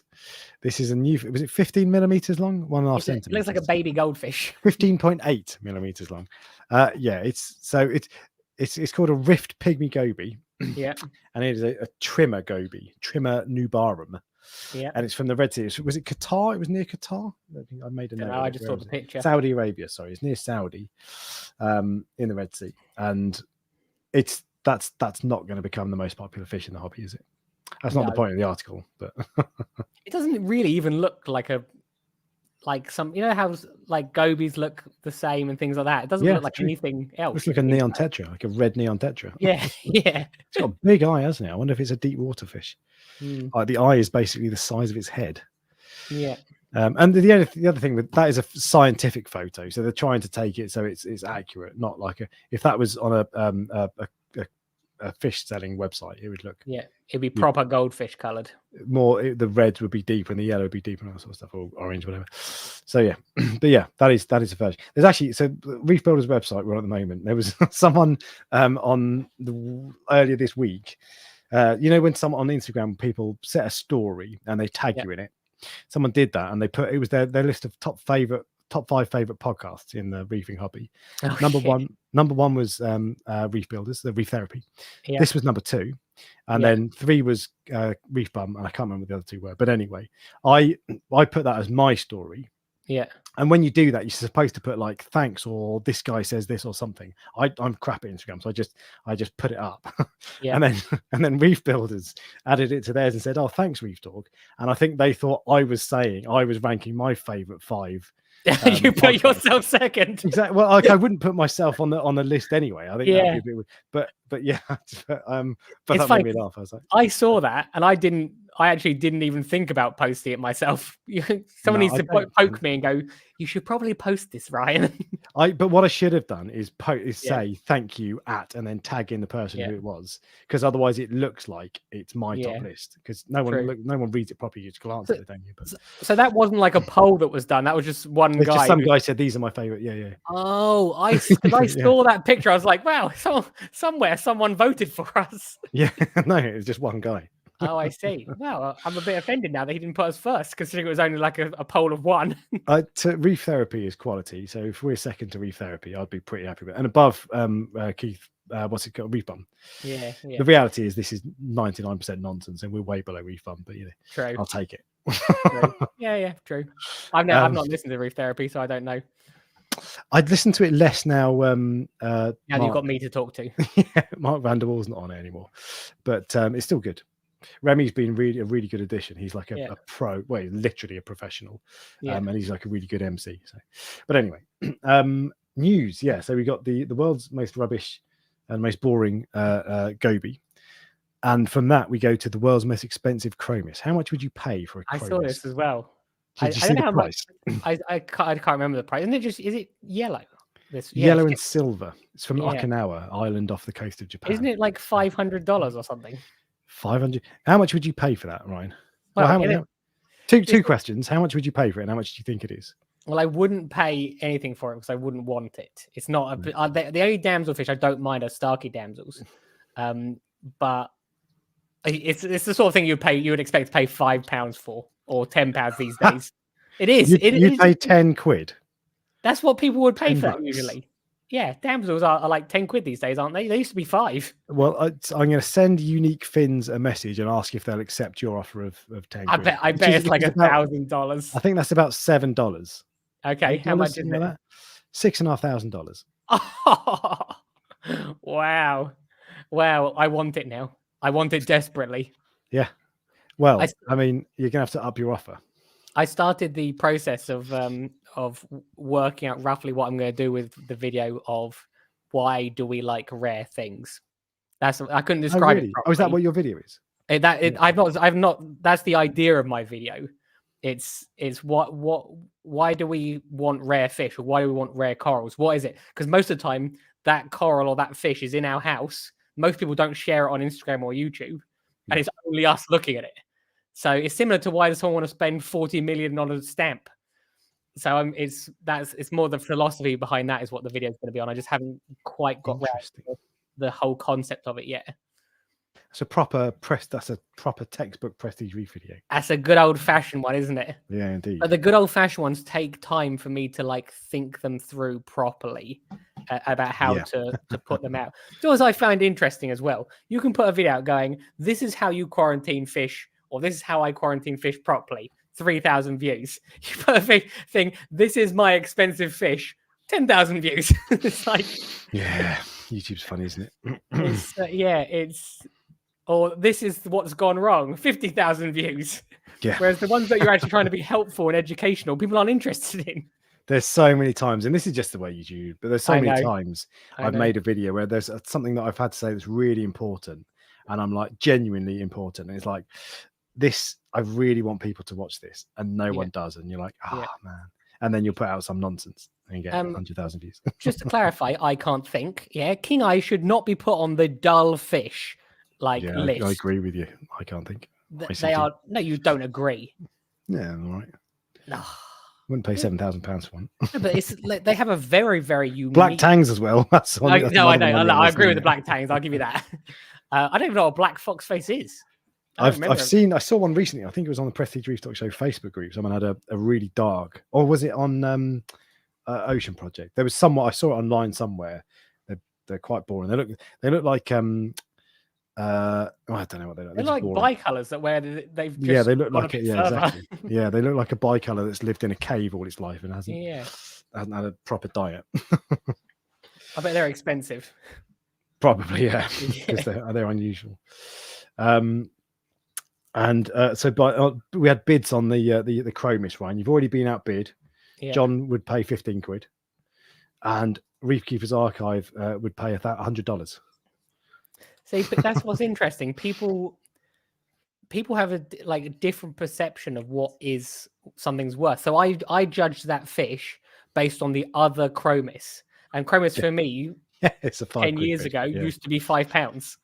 They still are, aren't they? They're not. They can't be much more. No, Probably a bit more. I think Chromis has gone up considerably. I think they're Really? like £12 now. Either way, a cheap fish basically is what you're saying. Well, in comparison to what they used to be, they've doubled. So, but you don't find. I think the point of that Okinawa Chromis was it's extremely rare. You don't find them. You don't get fish out of Japan very often at all. yeah, true. Full stop. Which is why you and me are still looking for a Japanese masked swallowtail angel. I wonder why that is that you don't get them out very often. So part of it is when you do, Japanese divers are more expensive than Indonesian divers. That's part of why they're expensive. But I don't know, to be honest. Maybe they go to the Chinese market instead. Oh, I'm on Abyss's website. Blue Reef Chromis, £22. Azure Damsel, £11. And I said, these aren't. Chromis used to be like £3. I know. These aren't expensive. Jeez. This is just the price of them these days. Yeah. I think. Chromis at £8, so they've gone up slightly. Okay. Right. Yeah. Bicolor Chromis, £13. So maybe £6,000 is the going rate for that fish. Yeah, it's cheap. Get it before someone snaps it up. Yeah. Do you reckon Polo will have it? Can you imagine that fish in that tank? I know you'd never see it. 17,000 gallons. Yeah. Well, it'd get eaten by something. Well, you could imagine it because all the other fish would be like huddled in one corner, Yeah. and it would have 95% of the tank swimming around. Imagine that. Yeah, I don't think. Oh, you might put it in one of his other tanks, but anyway, it's not very exciting fish, is it? It's cool for a damsel. Is it? But I'm not even sure it's cool for a damsel. It just looked grey and yellow. I like the domino damsels. If I was going to get one, I'd get a black and white striped one. See, cool. they were one of the fish which I No, almost bought one day, and every so often you'll get a nice owner of a fish shop, and you go, I want to buy that domino damsel fish, and they go, no, you don't. Yeah. It's not happening. Okay. So yeah, I never got. I also wanted the humbugs as well. That was the humbug. Yeah, that's the one I'm thinking of. Yeah, the humbugs. They're really cool. That was on my list when I first started researching the hobby. I was like, I want one. So mean. Yeah. They're so mean. It'd be interesting to see if I could put one in the coral farm, a small one, just to see with all the other fish if there'd be a problem. Madchep's Reef says his dream expensive fish is the bandit angel. Very cool. I'd like that. I saw one of those at Reef Keeper Windsor before it moved. So probably 5 years ago. It was about £1,000, £2,000, which at the time I was like, that's mental. But now, you're that's cheap. You can't even get a damsel for that these days. Exactly. Yeah. So I'd like one of those. If I could get one of those, I would like a bandit. One. Yeah, they are cool. There was one in Ultramarine years ago. Yeah. Some guy's tank, I can't remember the guy's name, but his tank was amazing, and he had one of those in it. It was just they look spectacular. Okay, well, I'm doing research for my video. What makes you want it? Why do you want it? That particular fish, because I think it's unique. Yeah, and it just looks really cool. It's a beautiful fish to me, like the black stripe. You don't get many fish with a full white body. Yeah, but it's not like an emperor angel. An emperor angel is like you see the patterns and the colors, and so it's not like that. The thing for that about that particular fish for me is that it's like a personatus angel. Yeah, they're completely white with just a little bit of like a black mask or whatever. You don't see many fish that are completely white. Yeah. So that it makes them unusual. Those 800 quid black storm clownfish, black and white. It seems like looks like a cow. Yeah. Like a Guernsey cow. Whatever. Yeah. It's interesting because you just go, what is it that makes people want those specific things? And it's hard. I haven't worked out the answer yet. I will do some research actually just to see if I can work out why people do these things. Yeah. Because I'm one of the people that does them, and I can't work out why I do them. This must be because obviously this doesn't just apply to fish. This applies to all sorts of things Yeah, in everything. life. So there must be research out there that you can nick. Yeah, that's what I'm saying. People spend like ridiculous amount on stamps that they then put in a drawer, and it's just it's like the status of having that stamp. That's all it is. There was one of my second most watched video of all time is based on it's based on the Pareto principle, which is 80-20 basically. So 80% of the results come from 20% of the knowledge. Yeah. And that applies to everything in life really. And that applies to saltwater aquariums as well, is the point I was getting across. And that was stolen. That idea was stolen from a video about photography. And I was watching this video about photography and they were saying, look, have you heard of the Pareto principle? 80% of the results come from 20% of the knowledge. And I was like, that's brilliant. And that applies to reef keeping completely. Yeah. So there are some things you're a fraud, are you? I'm not a fraud. There's no such thing as a new idea, Ryan. You know true. this. But that was there's some things like that where it's like a theory that applies to life, and you're like, that makes sense in fish keeping. I mean, to some extent, it's also about if I wanted to go buy an Xbox, I can just walk down the road and buy an Xbox. Yes. And I know it's not the same price. Forbidden fruit. Whereas if you have to try and find something which is difficult, if you don't take it now, you're not going to get it again. Yeah, that's also something. Like I reckon we would fight if those angels came in. Well, I talked to a guy. There's a shop I've discovered recently called Aquatic Addiction in Wokingham. It's quite a small shop, but it's a decent place. And they've got I said to him, he said to me, I started, you start talking to people when you see them more and that. And I just got talking to him and he was like, is there anything that you ever look for? Yeah. Is there anything you're looking for? Yeah. Because I'll see if I can get it. And I was like, well, you won't be able to get it. Yeah, because I've been looking for one for years and I've asked several shops and I've asked people who've got connections. Yeah. But it's a Japanese masked swallowtail angel. Yeah. Genicanthus semifasciatus, multifasciatus, correct. Whichever it is. Yeah, one of those two. And he was like, leave it with me. And he's been, I've seen him again since, and he's been looking, and he might. He's got different. I think I get the impression that he knows people, so it's not impossible that it might happen. I think it's unlikely still. But we'll have a race, see who gets one first, because if everyone gets one, we'll be like the smuggest person. Completely, yeah. The funny thing is, we want the opposite ones. That's the thing. If we get Steal Like an Artist, for a second, EIY Kumar, yes, Ryan, you should read the book Steal Like an Artist. I can't remember who it's by, but that's what I do. That's what I try to do. That's what I try to do. And sounds like a confession. No, but this is how you should do things. Because if you make a video and if I saw another video, and like this is when I started out this channel, I watched another video that was like top 10 beginner fish, and if you just go, I'm going to make that same video and I'm going to switch the order around, that's just stealing an idea. That's not cool. But what I tried to do, and this was before I read that book, what I tried to do was think, okay, so that's a popular topic. Yeah, I don't just want to make the same video, and I don't just want to change a couple of the fish. I want to add value and do something to it. This is what Apple do with like they don't create products. They just make better versions of them. So I came up with like instead of fish you'll regret was really common, and I made a video that was fish you'll regret and 10 fish that you should get instead. Yeah, I remember. And I made loads of little videos like that. And it's quite difficult to think of that sort of idea, but that is stealing like an artist. So you take an idea and you add value to it. You don't just copy it. You make it your own and make it different. Anyway, good shout, EIY Kumar. See, I'm a terrible person, just so you know. So if those you're about to say, do you know what I'm about to say about those angelfish? So I believe, knowing you, because you went, if there's a pair that comes in, you want the female, I want the male, and then we'll be able to split them. And I'm thinking, if there's a pair that comes in, I'm taking both and then sending you a picture of them in my tank. Which one did you want, the male or the female? I want the male.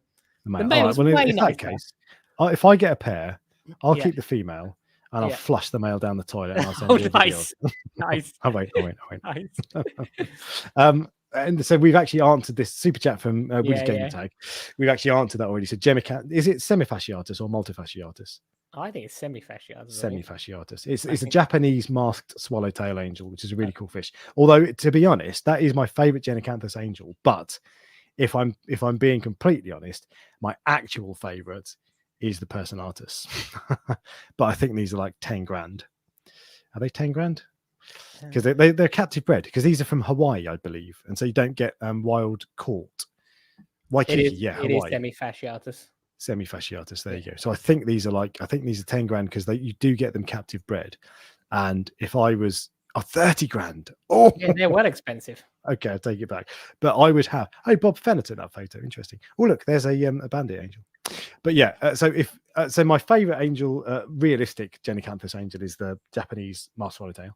Yeah. But if I was playing with house money, it's a Personatus.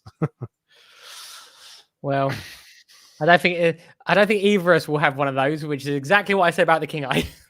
Yeah, there you go. Maybe. So If I've got one someone would turning want up to next spot week. one of my videos and give me a Personatus angel, Mm, I will say literally whatever you want. yeah. So just cool. But why do you want it? Because it's cool. It's that black and white thing. It looks really cool. It's Mm. like a zebra. Why would you have a zebra or a horse? Zebras are horrible animals, actually. Yeah, So I don't. you wouldn't Yeah, want one, but they can't be tamed, can they? What's- I don't think what's cooler, a zebra or a horse? Horses are stupid. zebras look cooler. Yeah, exactly. Yeah, And they make funny noises, but they're aggressive and nasty. but they're a way cooler looking fish than that zebras. angelfish. Anyway. Yeah, than zebras. Yeah, true. But yeah, okay. So we're moving on. We've got more news to cover off, and I've got some self-serving news, I'm afraid. Okay. So on reefdork.se.com, where you can go to buy excellent Hannah checker holders and coral mounting options and that sort of thing, I'm now offering free shipping over 35 quid in the UK. Nice. So if you've been thinking you want the Hannah checker holder that holds all three, the phosphate, nitrate, and alkalinity, but you're like, I don't know, free shipping. That was exactly what I was thinking. You read my mind. Don't you hate paying for shipping though? Like free shipping is just the best thing ever. Obviously, I pay for other people's shipping all the time. So yes, I hate paying for shipping, and my shipping's like 15 quid. Yeah, but it's a funny thing though, because if I go on a website and like if it's free shipping over 50 quid, but I want something that's 45 pounds, and even the shipping's like 3 quid, but I still like, I don't know, I'll see if I can get it elsewhere. And for some reason, it doesn't matter. £3 is quite inconsequential in the scheme of things, but it's like, for me, it's a psychological barrier, and I love free shipping. So the thing that I always find really weird with the website is that the shipping is roughly about £15 or 14 or 16, depending on what you get. And people, and it's free over £150. People will spend £135 and then pay for the shipping. I'm like, you only had to add one coral for £15. Yeah. And you would have got the free shipping and an extra coral.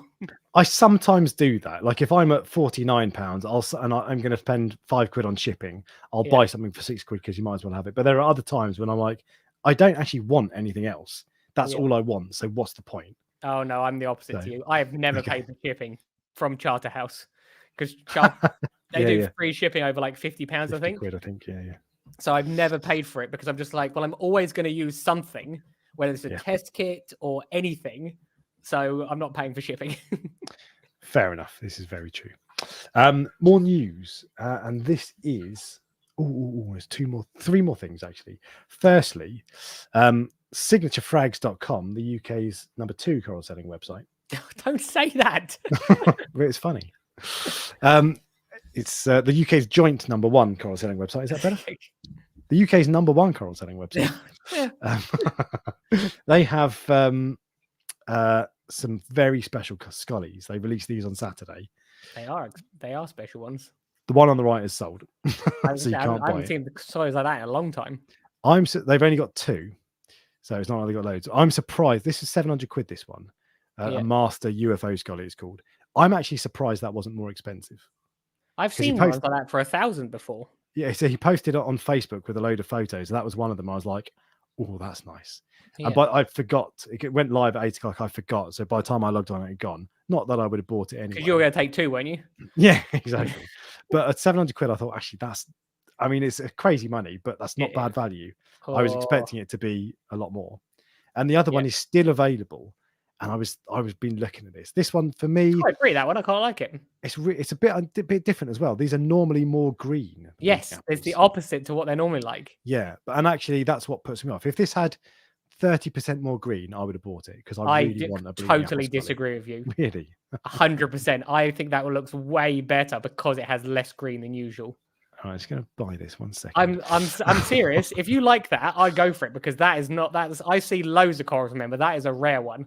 That is, so that's I don't have. I've just spent 350 quid on that Hannah checker thing, Yeah. and so I There you literally go, do not have Christian. the If that money. sells tonight, it's because you got the Prestige Reef endorsement for it as a rare scully. If I had the money, I would have bought that because 350 quid for that scully is Yeah. not bad money at all.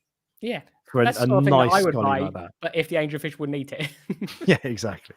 So, and I've got a war paint scully that is now probably worth a lot more than I paid for it because they're a lot rarer. But I would love a coral like that. And if maybe I'll sell a load of Hannah checker holders. True. And then I'll be able to buy that. True. but those in particular, he had loads of nice corals, but those two in particular stood out because you just don't see them very often. I thought it was interesting they updated the website now because obviously now is the risky. Like he knows this as well. Yeah, Same December. for me. It starts to get more risky shipping. You don't know. He might be telling people that they can have them in January or where I don't know. Yeah. Some people are ordering corals from me now saying, "Can you ship them in January?" And I don't have a problem with that within That's reason. I've bought acros from him in the past where he said weather's a bit dicey this week. Would you mind if I send it next week or the week after? Yeah. And I'm like 100%. I want it to arrive. I don't care when it arrives. So yeah. And he ships. He sends you like a more than a liter of water per coral. But anyway, that must be expensive. I bet it is. And it's a big box. It's a medium parcel for what? Yeah. I'm actually hand delivering. The person doesn't know that I'm coming yet, but I'm hand delivering some coral next week. Oh, really? Yeah, they're close enough. Celebrity delivery. They said to ship it, and I was like, it's £200, and I can just go to a fish shop in the area or something. So it'll give me a day out. But they don't know that I'm gonna be the one turning up. Yeah. Okay. Surprise. But anyway, so that if you want a really nice scully, you're not likely to see one like that again. So you can buy it from Signature Frags. Yeah, it'll just cost you some of your Christmas. Just buy your wife a crap Christmas present, and then you've got that one, and you can be how like, much did he pay you for that advertising? Out of interest, I wish if he'd paid me for that, I'd have been spending my advertising money on it. Yeah, true. So yeah, what else? Two more things of reefing news. Firstly, and this is again self-serving because I'm trying to get Ryan along. Yeah, Interzoo 2024 Pet Trade Fair will be the biggest ever. I know why you're doing this. You're trying to get me to confirm on a live stream that I'm coming. Yeah. Oh, where have you Ryan, gone? Now it's just me here, again. Mate. Yeah. Can you hear me? You did this last time. Oh, I see what you're doing. Right, Ryan, will you go to Interzoo? Yes or no? Yes or yes? I'm. If you invite, come to Florida, come to Magna, come somewhere like fun and exciting. You're just gonna leave me on the screen, aren't you? Until I say yes. Yeah, basically. Oh, actually, do you know what? Good news. What? Look at your name. Ryan is going to Interzoo. Yeah, cool. What you should have changed it to was I will go to Interzoo, and then you could have taken that soundbite and just play it back to me over and over again. But this like going to America is expensive and difficult and all that sort of stuff. Going to Germany is around the corner. How much do you think it will cost to go there? 20 quid. No. Out of interest, do you know how much you actually think it will cost? Flights to Germany, 200 quid, maybe. And the hotel? German hotel, 50 quid. Nice and cheap. Well, we stay in different hotels. You can sleep on the streets. Well, I think I said to you 200 before, quid for a hotel? Oh, because like 100,000 people go to that event, all the hotels get booked up and they all put their prices up. So it's actually really expensive, even for a rubbish hotel. Is it Nuremberg? Yeah, I remember. I'm sure I spent like £800 or £900 to go there for like 4 days. And I was like, And when I say that, I wasn't staying in a nice hotel. I was staying like a travel lodge. Oh, really? Yes, Well, it was awful. It literally was awful. But Nuremberg City Centre. Right, okay, let's book this then, shall we? Date. I like how you're doing this now. Yeah. John Wright has just asked if we're going to Aguaha. I'm not sure how that's Aqua. pronounced. Aguaha. Aqua I H. believe that we are both going to it. I assume you'll be there. Yeah. Yeah. So I've not. Excuse me, I've not booked tickets as yet. I don't know if you can do. But I think you might be able to online. I'm not sure, but I plan to be there. I haven't booked tickets either, but I plan to be there. okay. 3 nights, €900. That's what I'm saying. Are you sure you want to go? Premier Inn. Are you sure you want to go still? That's my paying? hesitation.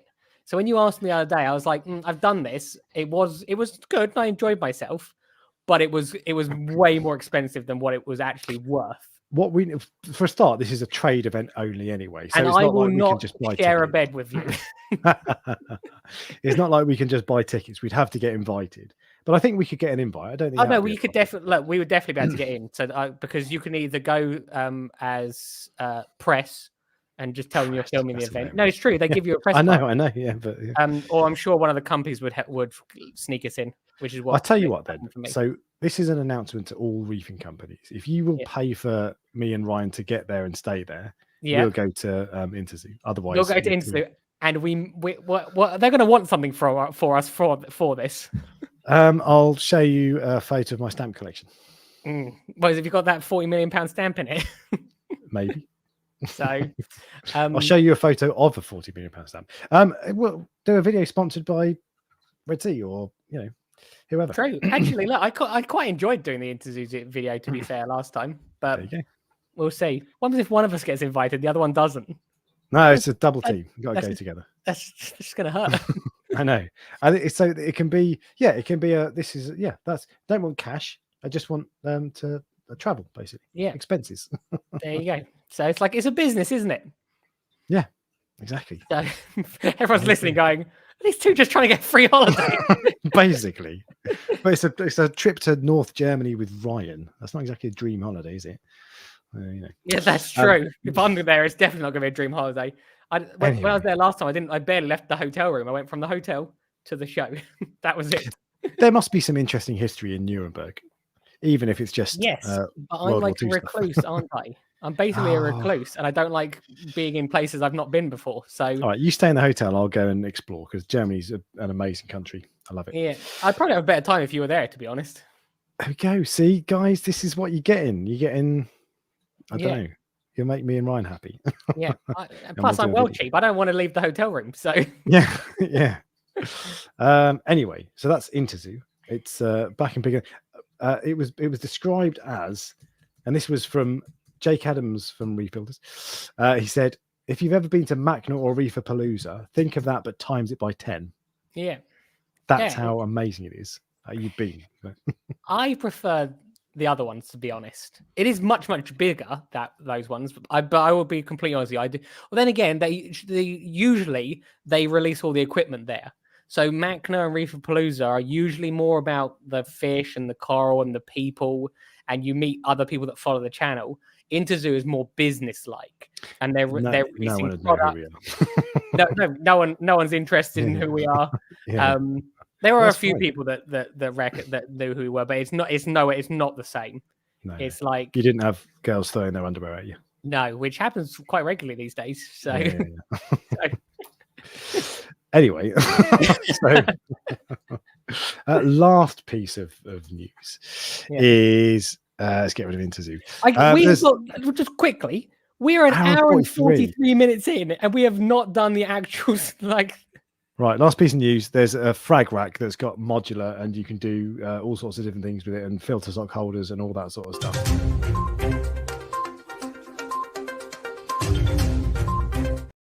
Bollocks, man! I feel like we got sidetracked, didn't we? Sorry about this. And that's I can't even do the rest of the news because this is the sort of thing we could talk about. Maybe we should do this again next week. In that case, part 2, because I've got a list of. How many bullet points? About 15 bullet points to go over. Yeah, and I'm gonna just wing it like I normally do. So Well, I'll tell you what, we'll do this next week. Sorry if you've Okay. tuned in to watch us talk about how to choose fish. We'll just do change it the next week. title. Just Part 2. after it, just change it to saying we just talk about nonsense for 2 hours. Yeah. So I'll tell you briefly that a brief overview of the things I want to talk about. So there are 2. I've interpreted that question in 2 ways. Okay, yeah. One is as in, how do you choose a specimen? So when you decide you want a clownfish, how do you know which clownfish to buy? Clownfish is not a great example because most clownfish are generally in good condition, but still. I don't. I really want to do this next week. We'll do it. We'll do it. Yeah, for sure. Because Properly. I actually think this is one of the most interesting parts of having a reef tank, and it isn't just about. It's also about like the. I did a video on it once. Basically, at the beginning, you can have anything, but not everything, and then each one of your decisions limits other things that you can have. So it's actually a really interesting topic because then as you go through, you have to start to go, well, that's nice and that's nice, but I can't have that and that. So which one do I want? And then what makes you decide which of the ones is more important? So I think that's why I wanted to go more deeply in. I'll let you continue if you want. I just don't want to give it ruin it. We'll do it next week and we'll do it properly and we'll go into more detail. But there are 2 things: which specimen to choose once you've decided you want a copper band, for example. How do you choose a right copper band? And secondly was the bit you're talking about, is how do you choose fish? So one of the questions I get asked more than any other is, I've just bought a 2-foot tank, 3-foot tank, 4-foot tank. What fish should I buy? Yeah. And answering that question is the other part of this. And it's things like compatibility, difficultness to keep, finicky, all these sorts of things. And so I'm going to run through. I'll tell you what I'm going to do. I'm going to run through, just so this video does have some value. Yeah. Sorry. People are going to be mad. There's going to be someone who's look at the never people in the comments. We log in for the nonsense. I know what these people do, but the trouble is, because I want to create a title just because that's the way YouTube works, and it's always something we talk about. Yeah. If I just put the same picture every week, this is episode 23, this is episode 24, and it was the same picture, it's boring. I wouldn't be inspired doing this. I want to have something to talk around, and I want to have something interesting. And there will be people, maybe 1%, who've never heard of us before or have never heard of this podcast, and they're like, you know what, I'll click on that, I'll watch it. And then they get an hour and 45 minutes in, and we say, oh, we haven't got time to talk about it. And they'll be like, oh, for You've only got 15 minutes left, and you've just wasted the last 2 of them explaining that. No, explaining how annoyed people are going to be. Yes. Anyway, so I'll run through my list, but we'll do it. We'll cover it properly, and we'll do it. I recognise what you're saying, Andrew. We'll do it properly next week. So my list though of things. So when I choose, like if I'm choosing, if I think I want to fish, what fish should I buy? Yeah. First place I go is Live Aquaria, because they've got a massive database, and I don't do this so much now, but you can sort by aggression, you can sort by tank size, all these sorts of things, difficulty to keep, all that sort of thing. It's a really good place to start when you're thinking, what fish should I get? It's brilliant, especially when I sat at the Cade. Actually, I was like, what do I want, a goby or I don't know. So I go on there. I go into my local fish shop because you can't beat seeing them in the flesh. Go to a few because you always see different ones, and then I look at aggression, size, utility value. I do a bit of Googling and YouTubing to see to research the fish. This sounds like a long process. It can be 10 minutes in a shop. It can be 6 months. It varies. Compatibility, as in, are they compatible with corals? Are they compatible with invertebrates? And that's the bit you're talking about, it narrows it down. Yeah. And then are they... Think about how many choices. Like, I think you said once before, probably no one has identical tanks, really. Yeah. Like, and even just the water box, which has got like 6 corals in and 4 fish or 5 fish. Think about the lottery numbers. The chances of that's more than the 7 lottery numbers. So the chance of someone else having that tank is very unlikely, and it's like basically empty. Yeah. So and then I look at, this is basically rounding down whether they're suitable, whether they're finicky, whether they're suitable for your tank. So if they're finicky eaters, someone asked the other day on the Prestige Reef Dork Show Facebook page, they were asking about a yellowtail tamarin wrasse. Yeah. I might be getting this wrong, but I think he had a Fluval Evo. He might have a different tank, but I think he had a Fluval Evo. Exactly. Yeah. That was my first thought. For a start, that's a difficult fish at the best time. Yes. It's one that I've tried in the past. I bought from another hobbyist thinking, maybe this gives me a better chance. And it withered and died. Yeah. They're just a really finicky fish. Yeah. But also that in a small tank, just forget it. Just absolutely forget it. I would be tempted to try one in my main tank that's established and all that sort of stuff. But even then I haven't done, because I've got other wrasse in there and hawkfish and fish that eat what they called amphipods. Amarin rest. Yeah, exactly. So I don't think he'd do very well. So it's rounding down what's suitable for your tank. And then the second part of how I choose a specimen, when I think, right, I want a copper-banded butterfly. One, don't get one, it's going to die. But if I were going to, what would I look for? Just stare. The first thing, I stare at it for about maybe not 5 minutes, as long as you can in a shop. Just look at it and watch it. Because when you first see a fish, it'll look fine, and then you look at it for 30 seconds and you're like, oh look, it's got this one with it, or it's got a little. You start to notice things. Same with everything. So especially, and if you can see it straight on as well, then you'll see if it's nice round shape, or if it's skinny. You'll notice if it's got a bone showing, this sort of thing. So it's not like if you're choosing a mandarin, a dragonet, they've got pinched bellies, really sunken bellies. And actually, when you first see one, you probably don't notice, but when you've seen a dozen, and in any shop they'll have half a dozen, you'll see some have a really skinny. The belly literally goes in like that, and it's like that's going to die. Yeah. So those things, pinched stomach, any marks on scratches. That's not so much of a problem. And I bought a whitetail coal tang with a scratch on it. That was okay, but it can be a problem. Fluffy little balls like the cauliflower balls is lymphocystis. Again, not necessarily a problem, but probably better to avoid if you can. Yeah, lymphocystis is one that it does just go away on its own. But if you've got a choice of 5 fish, one of them and the other 4, exactly, that's what I'm saying. So it's not necessarily. Eyes, if they've got funny eyes, these sorts of things, that's an issue. Some fish can have like cloudy eyes, like foxfish have. They look like they've got cataracts. That's true. Actually, that's just the way they are. Pufferfish are the same. They got those sparkly eyes, haven't they? Yeah. Okay, I'll tell you what. But those that's something else to look for. And then after see it feeding, any shop will show you a fish feeding. And if particularly with things like copper bands, if they go peck, no, spit it out. Not sure about that. Peck, no, and then they don't eat anything else. That's not eating. You want them to be going bang, bang, go, yes, suck, go, bite. Properly. I know I got a bit crazy, but you want them to be going nuts for food. And then the other thing was, don't take pity on a sick fish. And ask how long it's been in the shop. But because there was one time I wanted this was a long time ago because I don't like these guys anymore. I wanted a coral beauty, and I saw one in a shop. This was when I was quarantining. I saw one in a shop that looked unwell. It had some kind of disease. I don't know what. Couldn't tell you. But I was like, oh, I could probably save that and treat it and bring it back. Don't. That fish is going to die. I know it's sad, but don't burden yourself with that. So you're the sort of person that sort of takes pity on sad and things that need help. Is that why you look after me? Exactly. Yeah.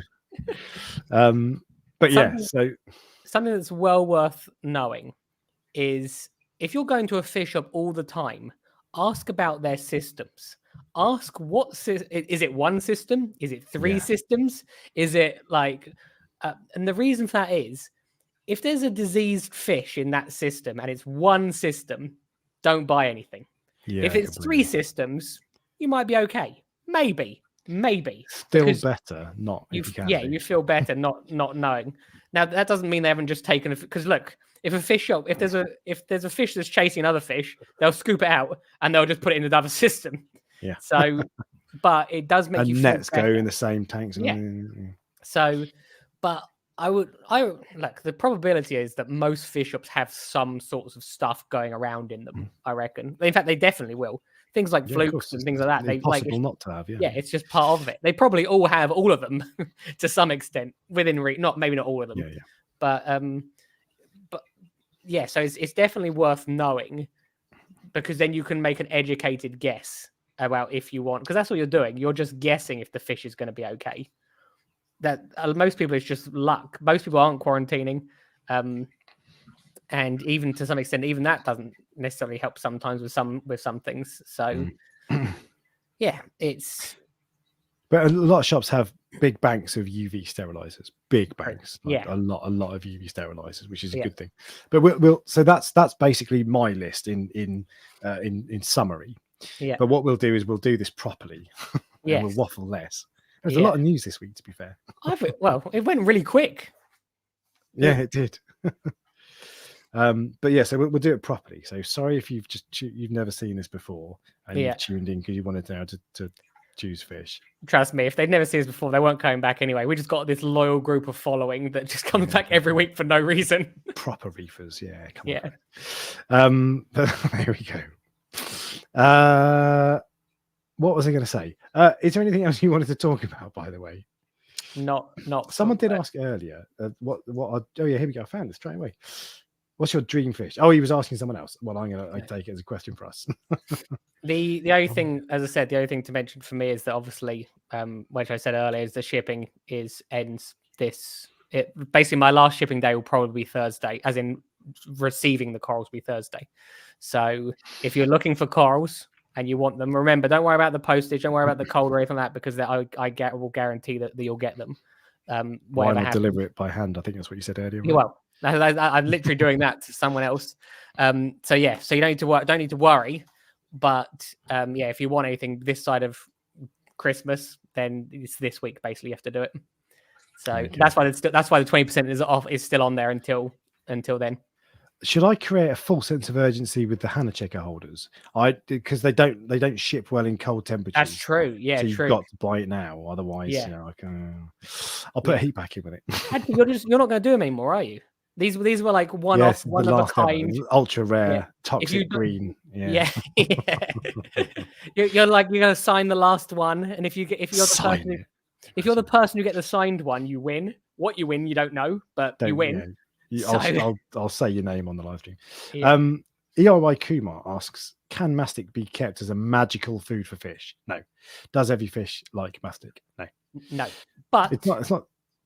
It is great if a copper band eats it and putting weight on. It's great for them. Not all copper bands eat it. Yeah, it's the thing I don't like about it. I don't like the stuff that you can mix up, the powdered stuff. No, I don't it use it. Stinks and it makes your freezer stink. But you get the little squidgy balls. Yeah. I'm sure they're less nutritious, but nonetheless, they're still very good. The reason I don't like about them is because you squidge them on the glass or on a rock or whatever, and they just dust cloud everywhere. And I find some of my fish kind of like it, but no one goes crazy for it. But there are lots of people who find some of their fish absolutely bloody love it. Mine is, if I put it on the glass, it's gone in like 30 seconds. Yeah, if my fish responded like that, I'd get it more. Yeah, because I think if ever I have a copper band which is slightly skinny and it eats it, I will start feeding that in addition to what they're normally eating, and it usually puts the weight on them. So there you go. So it's definitely worth trying, especially if you got a copper band. But it's not a magic. There's nothing magic in this hobby apart from Kalkwasser. And this live stream. And it's magic that people keep turning up. The second best live stream in the world. Yeah. Regardless of genre. True. Stick that in your pipe and smoke it, Joe Rogan. And so now we've talked about the topic for 3 seconds. I'm going to wrap it up. Okay. So thank you for joining, Ryan. Thank you all for watching, and we'll be back with the actual live stream next week. See you later. Cheers, guys. Bye. Bye.